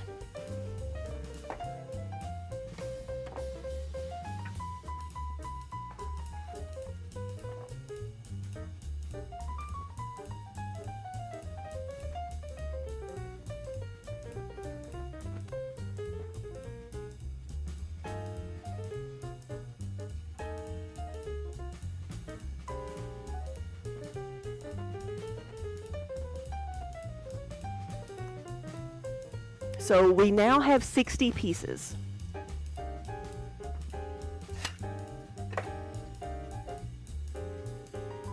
Ooh, the blue and orange, like that one, the portal. Nice.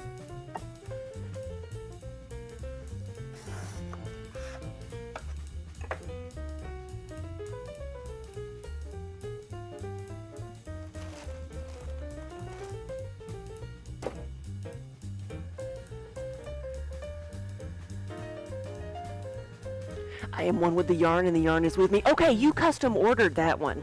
And then, so after that, I've started making that mug in those colors. I know we may be stuck in an ad right now, so, well, welcome back if you were stuck in ad land.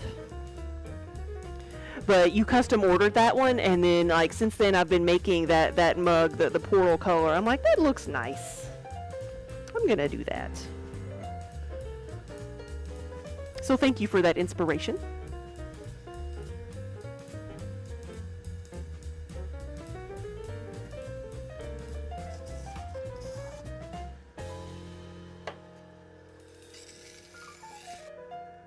But we sold quite a few Star Wars themed things at the show this past weekend because it was May the 4th.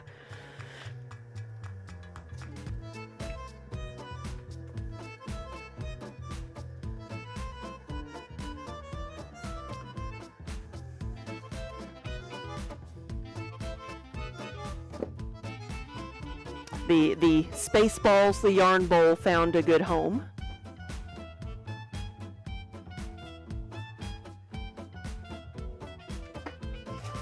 And I sold, I made 3 yarn cauldrons and sold 2 of them. So those in the cauldron mugs were still well received, even though it's not, you know, Halloween time.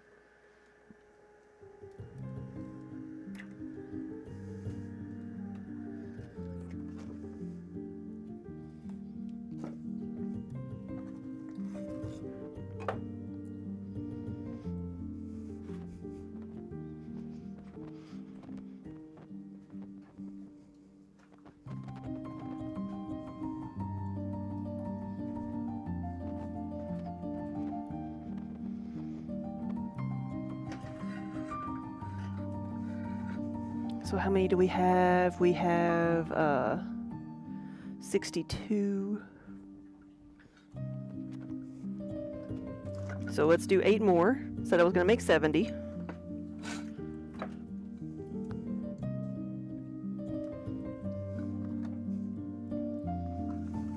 And then I'm going to make a few more potion bottles.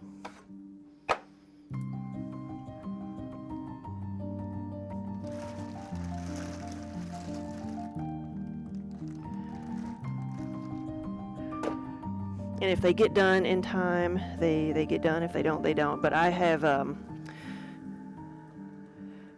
earlier this year, I made some potion bottles that had a little llama on it from the Emperor's New Groove. So it was like the Cusco's potion, Cusco's poison potion, whatever. I can't even talk now. The potion for Cusco.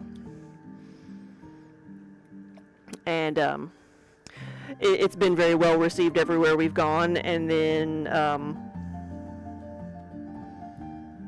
I didn't really think about the special crossover of bringing it to a yarn show. And so like we had like 3 of them and sold them immediately.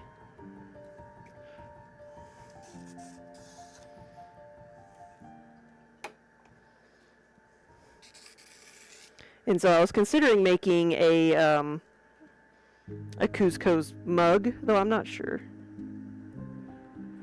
I'll I'll take the poll again. The consensus yesterday was that it should be like a cauldron mug. Should it be a cauldron mug or one more like the mana mug?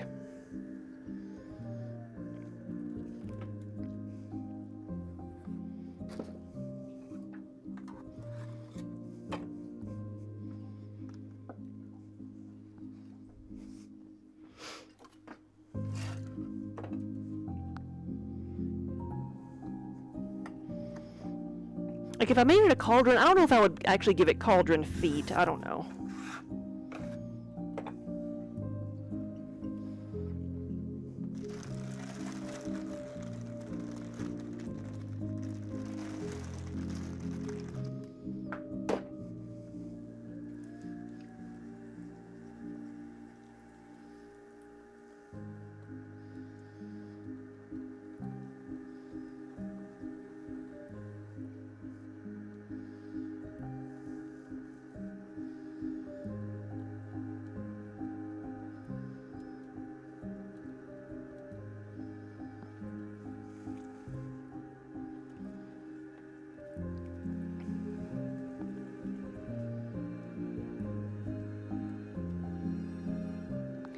You have a friend you're commissioning to make you a big chili pepper bowl or ashtray. You haven't decided what it's going to be yet. Are you saying you want it to be in the shape of a chili pepper?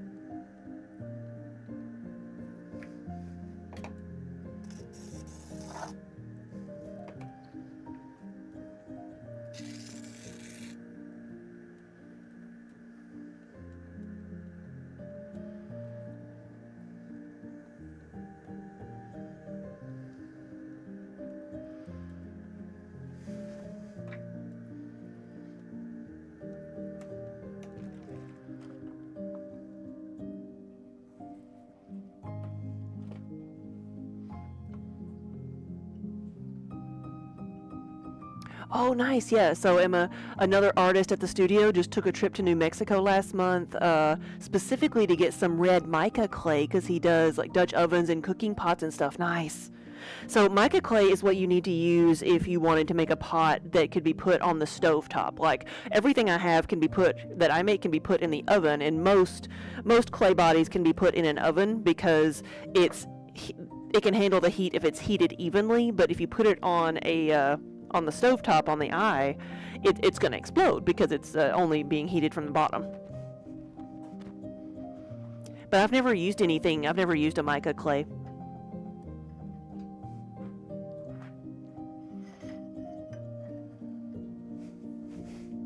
I actually don't know if mica is like what it feels like. Does it make it more like feel like a raku clay? Does it have a rough texture then? Yeah, because mica doesn't contract the same way that regular clay does. I'm sure all these experiments have been done before, but I wonder if like a certain percentage of grog would do the same thing, or if it needs to be something different. Because the grog in the clay, percentage of grog in the clay is what allows it to withstand the thermal shock of a raku firing. But I don't know about, putting it in an oven, or putting it on the stovetop. Because that's still even heating.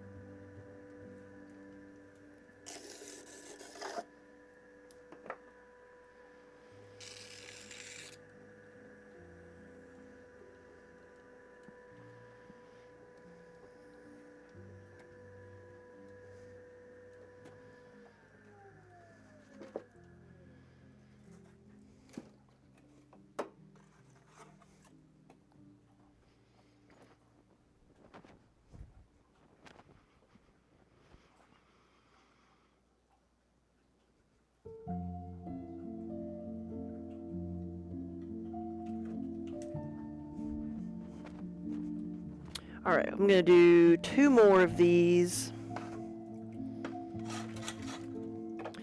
So we're at 68.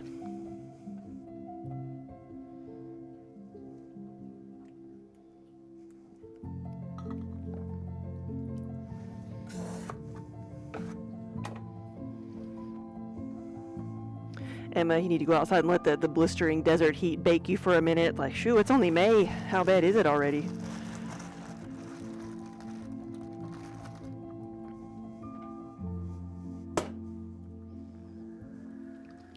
We haven't had air conditioning at the house for like probably about a month now, but they're finally coming. The parts are finally in, and it's being fixed on Monday. So, but we haven't like suffered a great deal. We've had some warm nights that it's been kind of uncomfortable, but for the most part, it's been cool at night so far. I have 104 already. Whoa.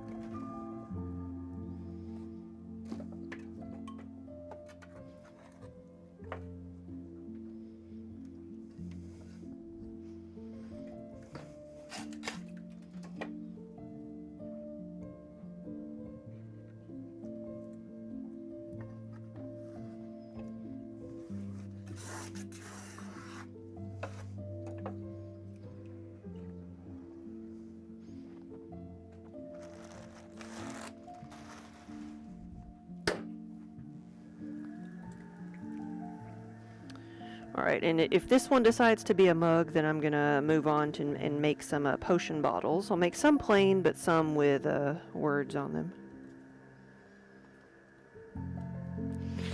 I had to say something, didn't I? I tried to not jinx myself by saying if it wants to be a mug today. I tried to walk it back.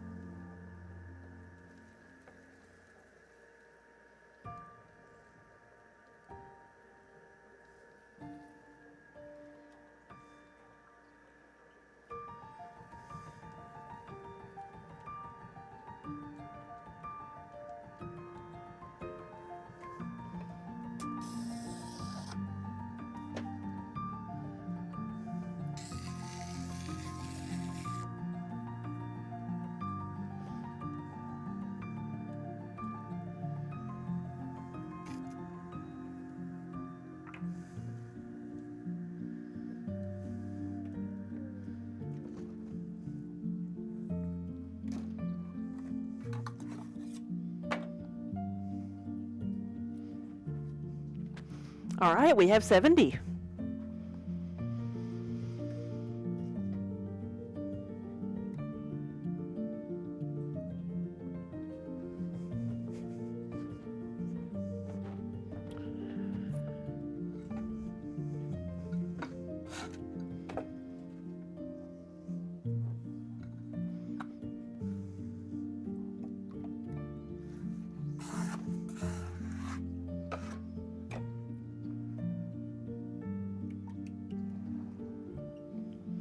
All right, I need to get a board over here.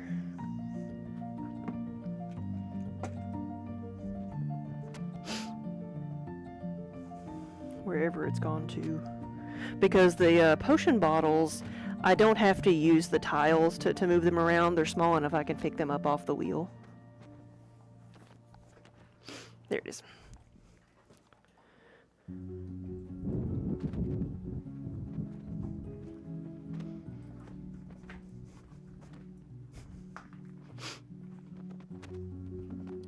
So this is the board. I'm going to put them on. I'm going to perch it precariously over here.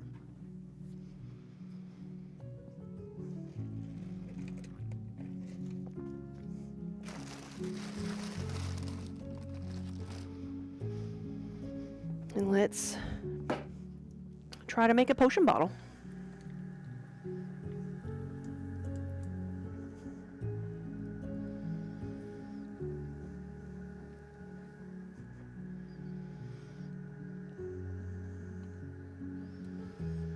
So this is the same amount of clay I used to make the 10-ounce mug. So the potion bottles, the walls are going to be a bit thicker. but they also have to support these kind of smaller spout that I'm making.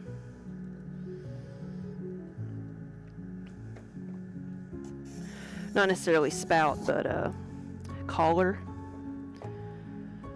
So instead of stretching out this area right here, it needs to be a bit thicker because it needs to support the arch. Get the water out of there.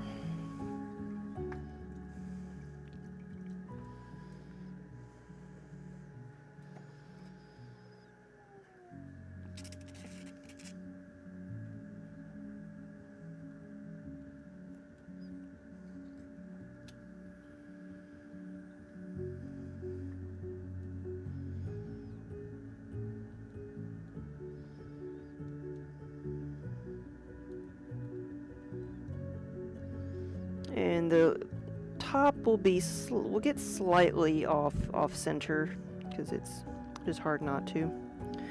We'll get the rest of this settled and smoothed out.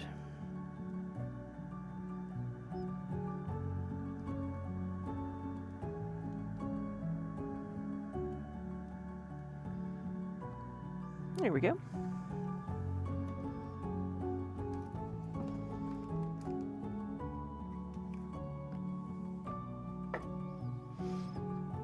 And then the trick to getting something off the wheel like this is to kind of scrape the slime off of your hands, and then your hands will stick to the sides a little bit, and you can pick it up without having to, like, squish it.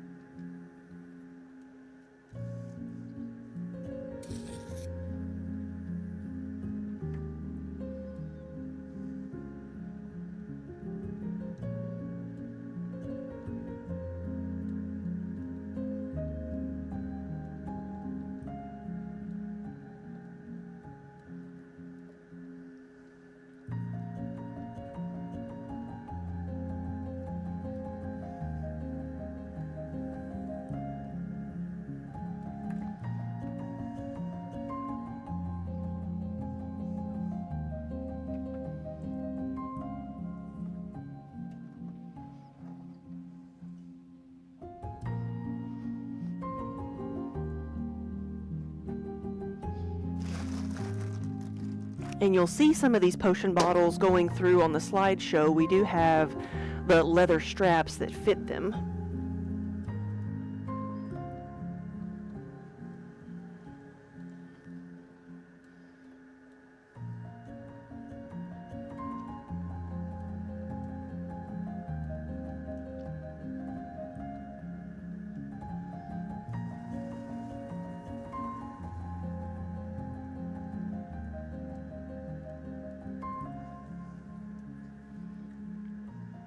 Adirondack, hey, welcome back.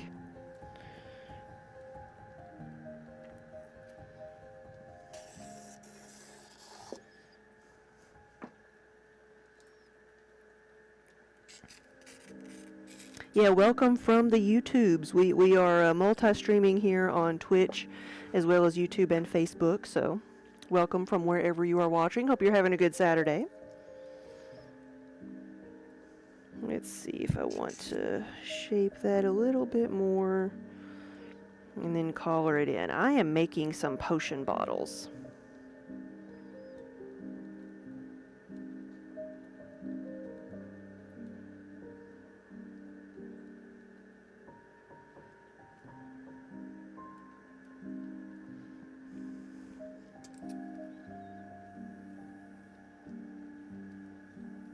There we go. Maybe that needs to be a little bit smaller here.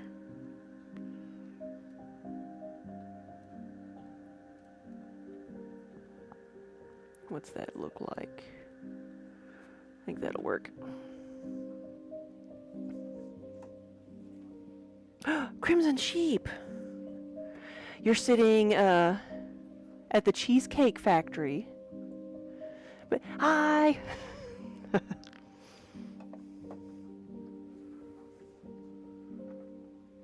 Do I glaze them differently? Yes. So some of them I will just leave plain. And some of them I will put some text and graphics on. Like I've got like a little skull and crossbones. For poison, I've got, I do a health, mana, and stamina. I do some from the Harry Potter potions like Polyjuice and Skelly Grow. And I tend to make them all the same colors. Or make each phrase the same color when I make them, yeah. But the one that has been popular this year, I started making, I put a little llama graphic on them and called them the Cusco's Potion. The potion for Cusco. And it has been a huge hit.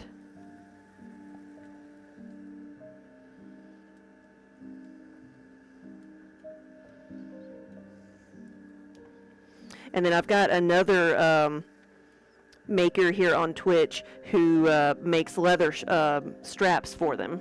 Adjustable leather straps, so they can fit all of them.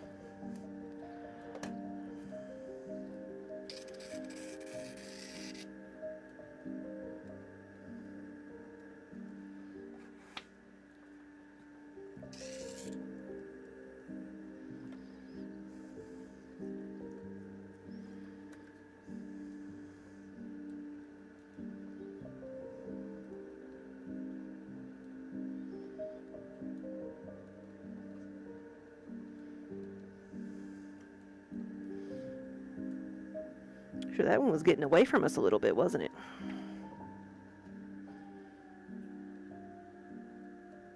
And sometimes the rims there get a little bit out of hand. I'm going to trim that off.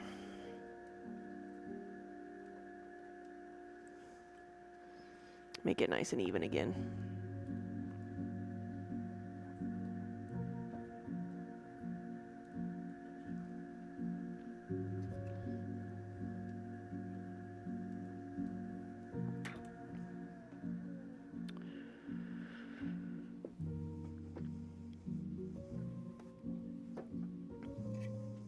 Nope, don't need that. Just this.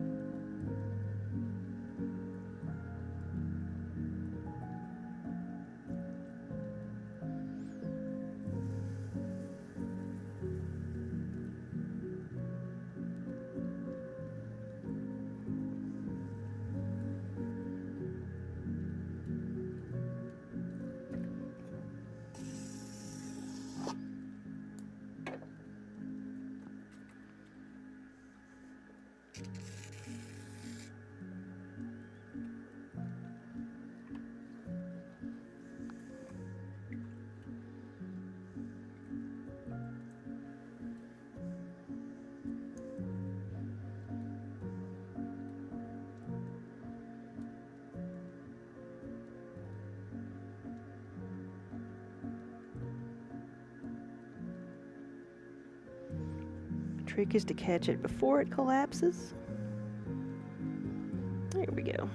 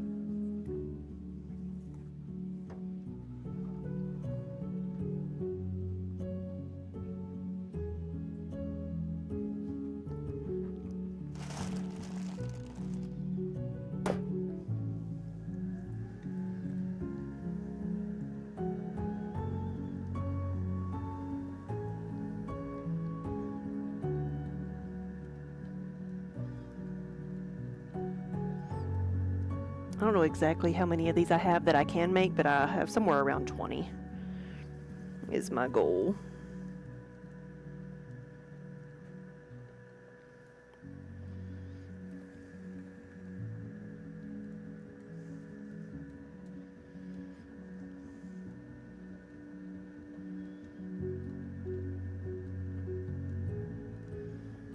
Oh crap, I was starting to close it in. I hadn't even trimmed that off. I don't know if I've messed this one up or not.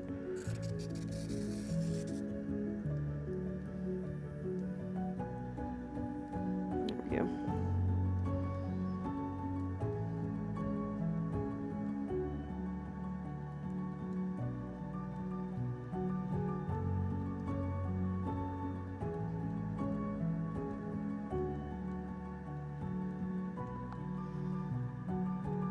Okay.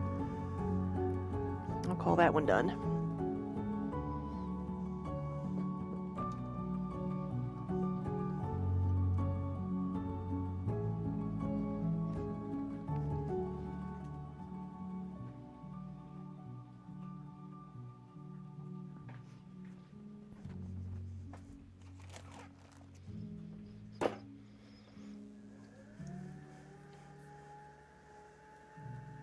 Looks like we've got 18 total that I could make if we don't lose any.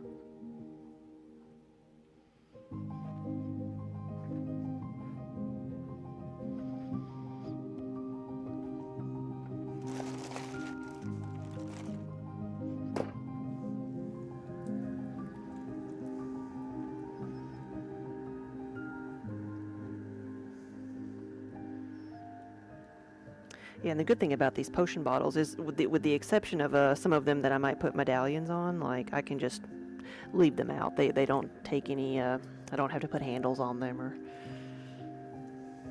anything special like that.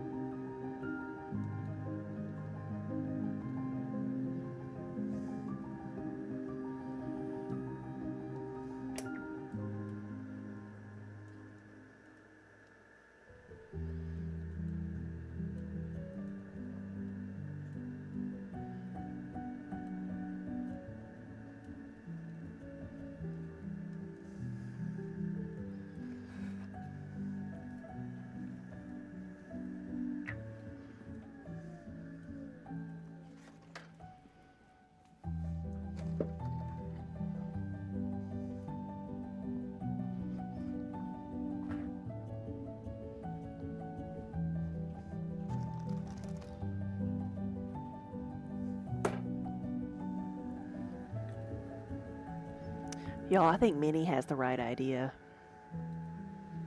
She's had a long, hard day protecting the studio from lizards.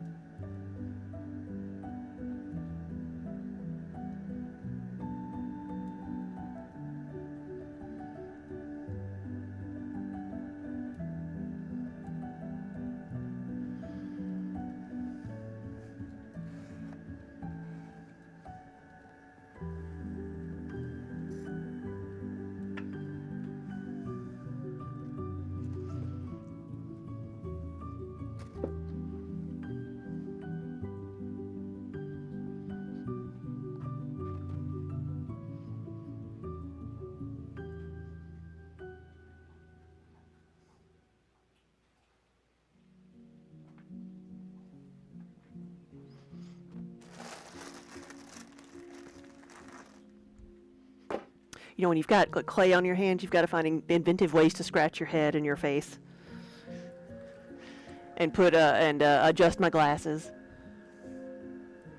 Protecting the studio from lizards. She brought in her first lizard of the year.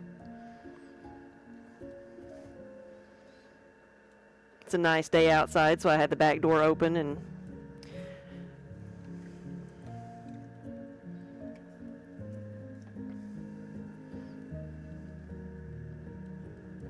she came in yowling her triumph. It was a pretty good sized lizard too.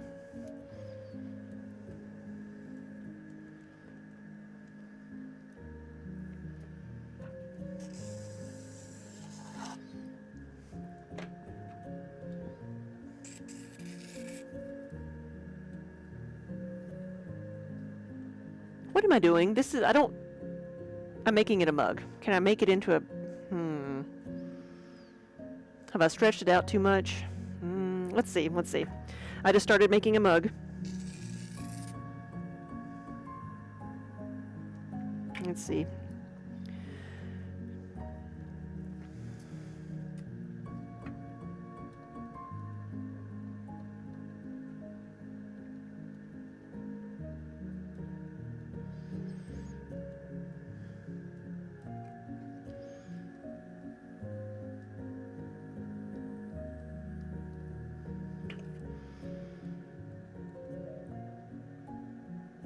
Yeah, that area may not be strong enough to hold it up.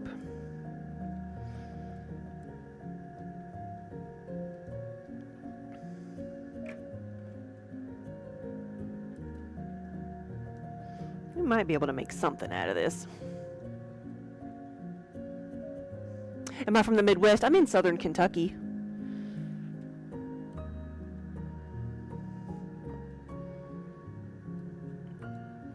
So more southeast.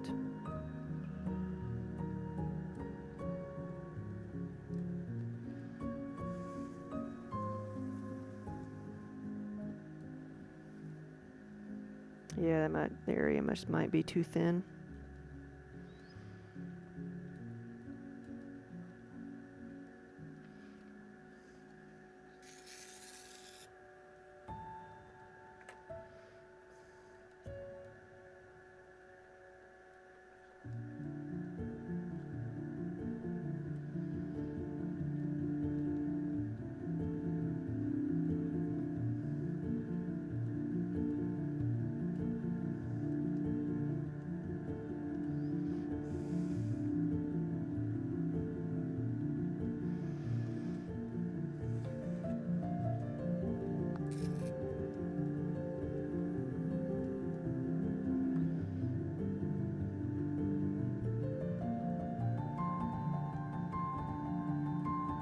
So I guess I should clarify, the lizards we're talking about are the little like garden lizards. They're about that big.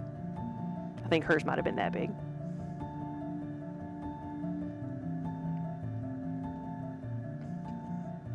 In the Southwest, you get a whole lot more scarier things than just lizards. Try to decide to trim that off now. If I do, it's gonna destroy the whole thing. Or should I just wait until it dries and sand it down?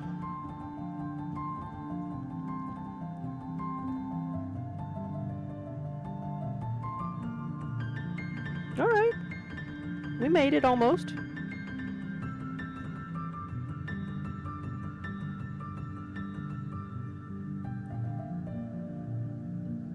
This one's been a struggle.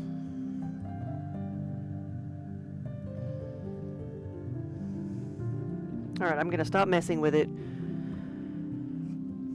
And I'm gonna pay attention on the next one.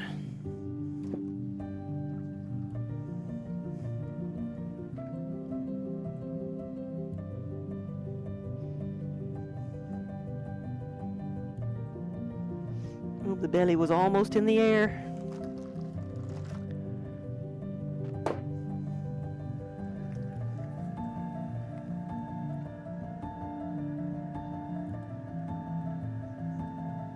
Andromeda, hello!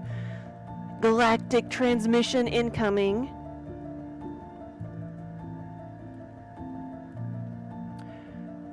armed with brushes, glitter, and good vibes. I like it. Welcome, hey. Andromeda, what were you working on today? Thank you for the raid.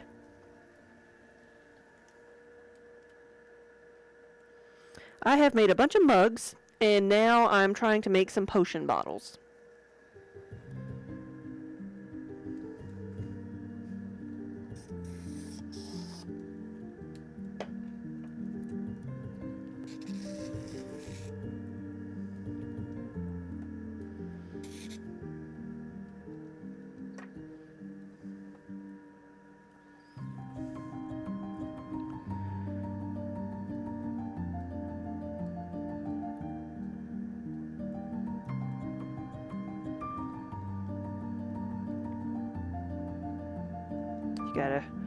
You gotta sometimes just hold your mouth right to get it to do that smoothly.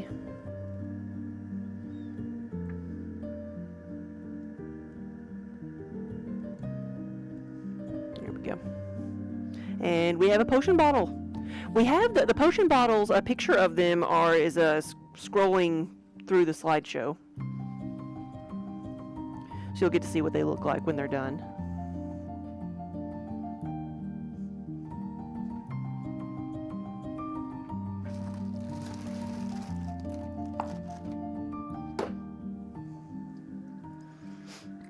You did take a pottery class back in high school. It brings back memories, yes. It is fun. Yeah, you love to see all the colors. Yeah, so this is my glaze chart. So these are all the different colors you can choose from if you're ordering something.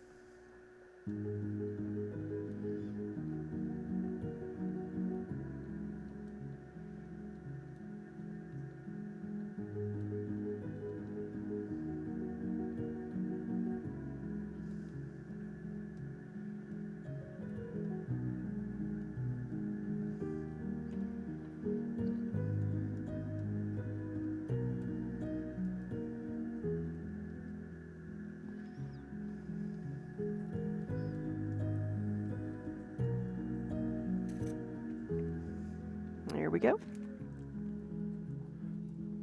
Oh, yeah, your orange cat would love to be here and help out. Not make a mess, though. Yeah, well, most of the time the cats aren't that intrusive. They live here,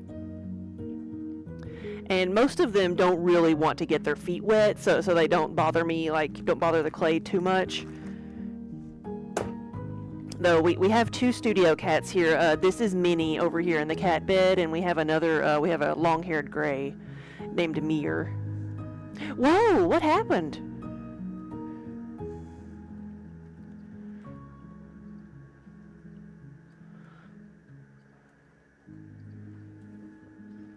Thank you so much for all the gifted subs, and welcome everybody.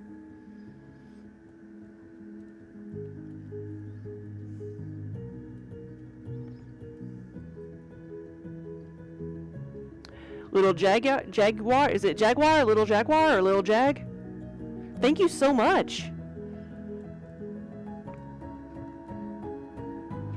That was extremely generous of you, so thank you for helping us. Thank you for all the new subs, and thank you for helping us keep the cats in kibble.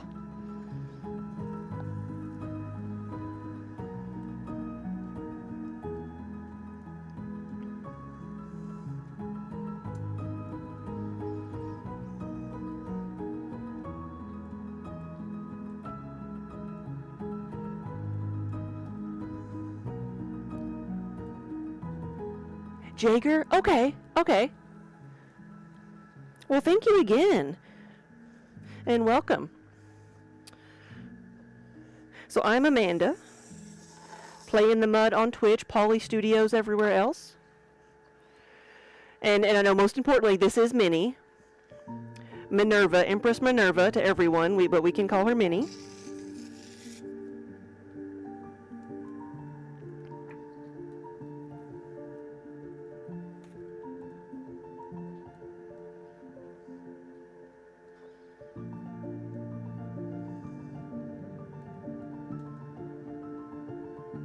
We are full-time potters here. We make pots. We stream the making of them, and then we sell them. Just about everything I've made in the past 9.5 years has been made on stream. This is a taller one. Did I not stretch this one out at the base?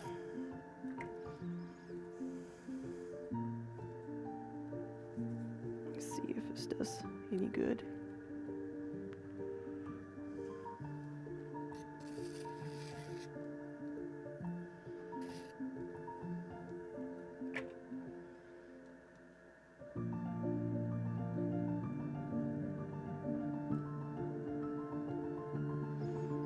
There we go, that's better.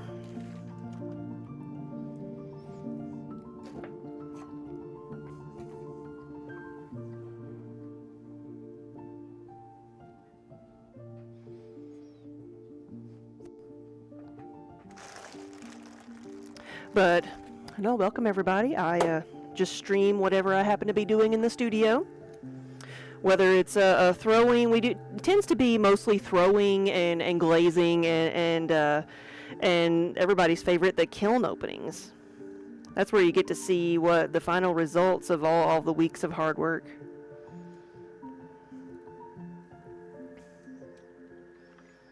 Yeah, usually I'm just here by myself, so it's nice having someone to keep me company. So thank you guys.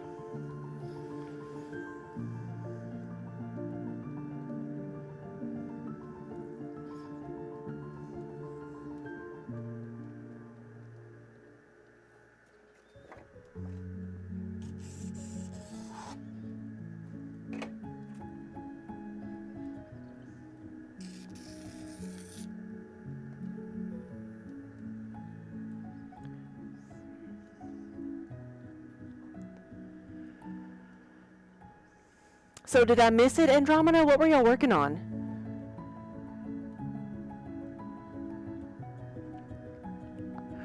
So what are the hardest items to make? You always hear your local potter complaining about large pitchers, really.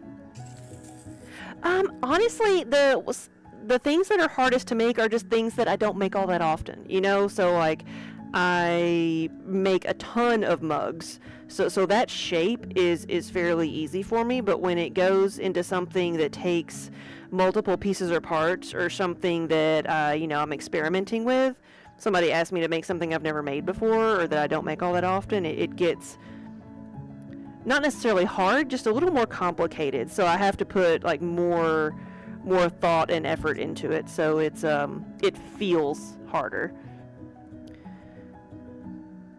It's like something like a teapot that has so many different pieces and parts that go together. Those are more challenging. I'd say challenging more than anything else, because if any part messes up, then the whole thing is scrapped.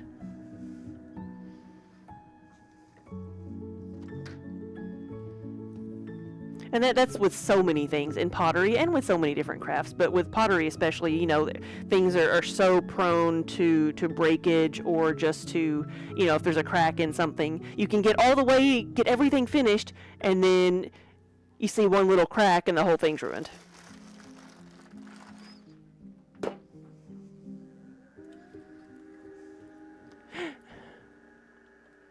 Well, yeah, I do mugs when I'm trying to do other things, because I'm just on autopilot. That's why that one potion bottle took forever, because I accidentally stretched the clay out too tall.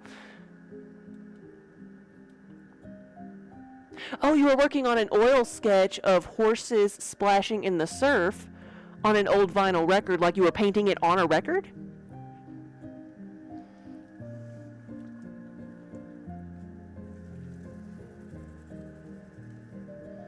Yeah, you'll see me mostly making mugs like I was doing today, because that's the thing that people order the most and that we sell the most of, but But we make a little bit of everything. These are the potion bottles, and in the next few weeks, I'll be making quite a few pie plates because we've got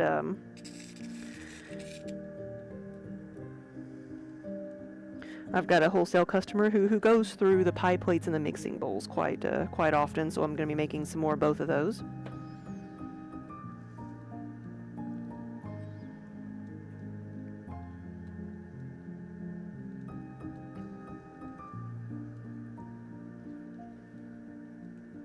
It's like every form has its challenges, and once you figure it out, it feels a little bit easier, but you know, it takes time and effort and a lot of materials to get to the point of it seeming easier. Do the potion bottles come pre-filled with something fun? That you have to use your own potion crafting skills.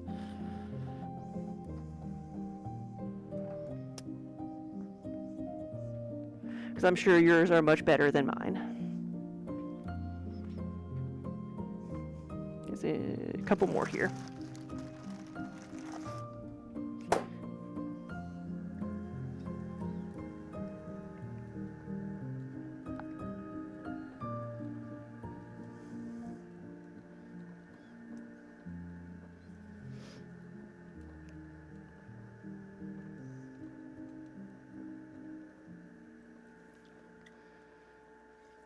But I do put, like, I'll probably do like half and half of them plain and then half with different labels on them and see what I've got left. But I do things like, you know, like Polyjuice Potion and Skelly Grow, or Health Mana and Stamina. And the newest one I've done, which everybody is seemed to have liked, is the I put a little llama on there with it with no words, but it's Cusco's Potion, the from the Emperor's New Groove.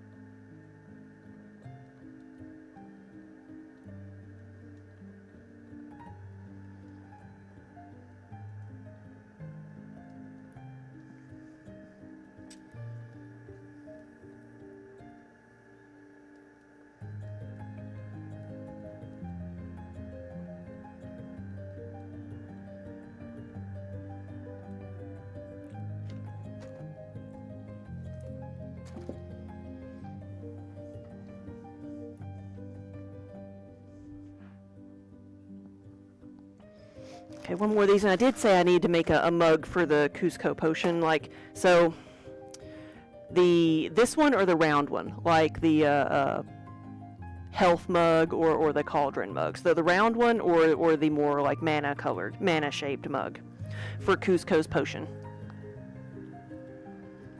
One of the reasons I'm leaning towards that shape, the more triangular shape, is because the medallion is kind of like a triangular shaped medallion.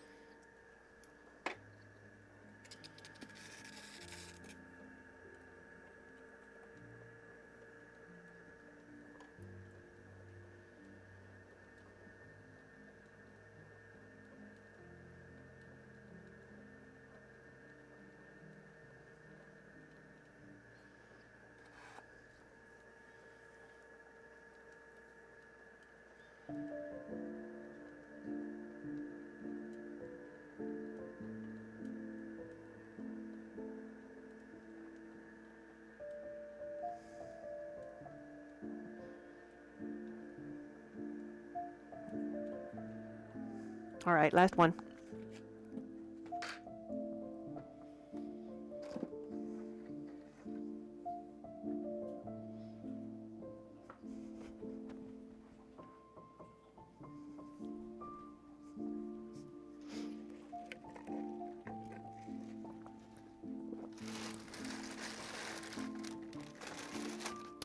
All right, I'm gonna make one this shape.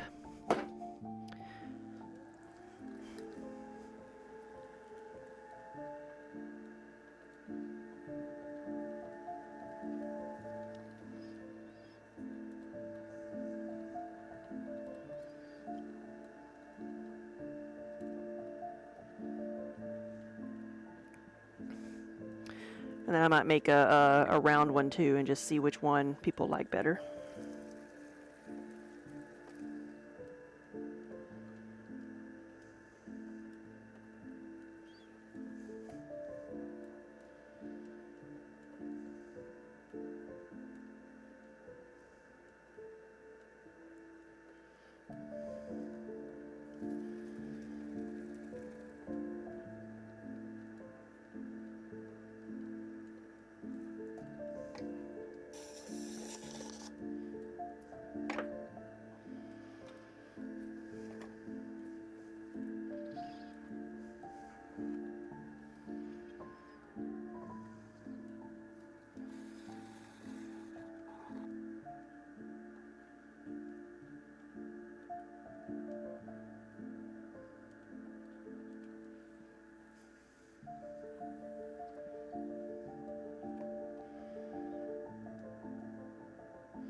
All right, that looks good.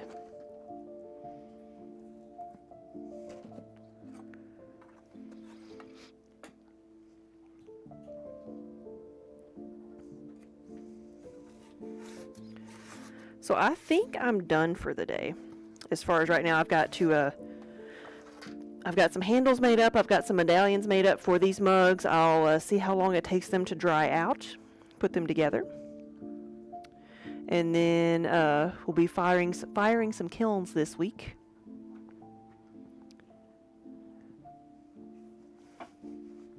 Because most of the stuff, like I said, is for orders, but we have a show next weekend that I'll probably try to put some odds and ends back in the kiln for that.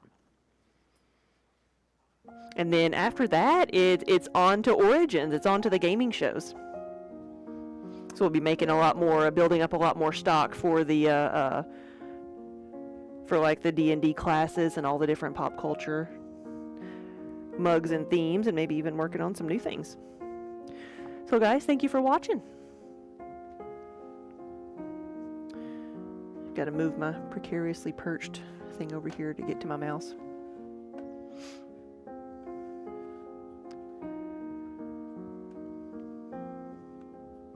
There's a cat named Momo who actually makes pottery. Nice.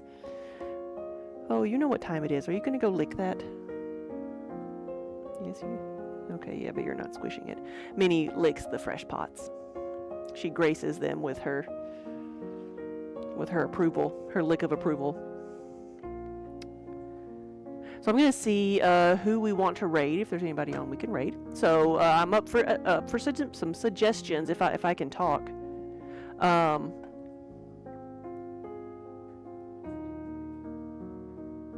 Lil, I think you tried to post a link, so that was if you have a link, you'll need to whisper it to me because you can't post links in chat.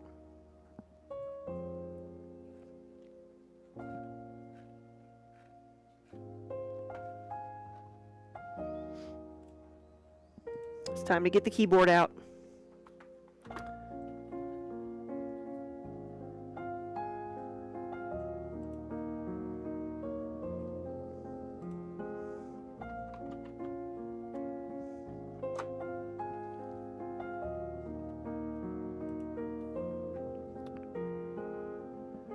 So let's see, who all's on today?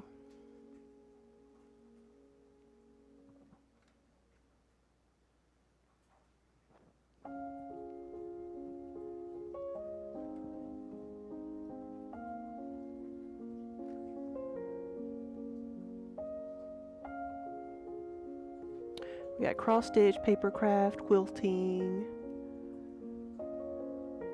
So I'm looking at Zakayla, who is cross stitching. We've got Squidgecraft doing paper craft.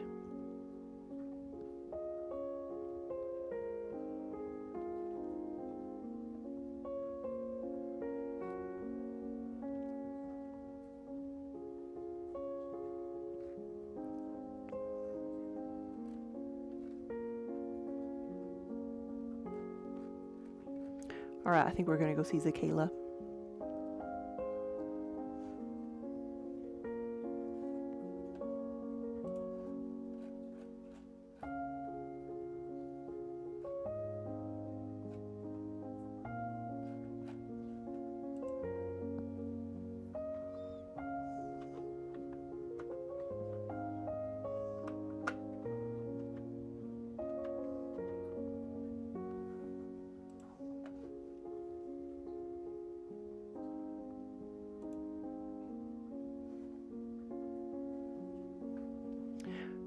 All right, let's see. So the Discord for us is going to be under Pauly Studios. Need to make sure we've got a link set up. How is it? Yes, this is our special keyboard. It does work. Seriously, the reason it works is because it gets splattered with clay and not necessarily a lot of water, so any water that touches it gets absorbed by the clay. It still works. It does what it needs to do. I sent pictures of it to Logitech saying that they should like use me as a promotional, opportunity, and I think they threw the picture away and blocked me. Said don't use our name ever again. Like we want nothing to do with you. But anyway, guys, thank you for watching. Thanks for hanging out with me for a little bit. We're gonna go see what Zakayla's working on. And if I don't see you again, have a good rest of your weekend. And have a good night. Take care.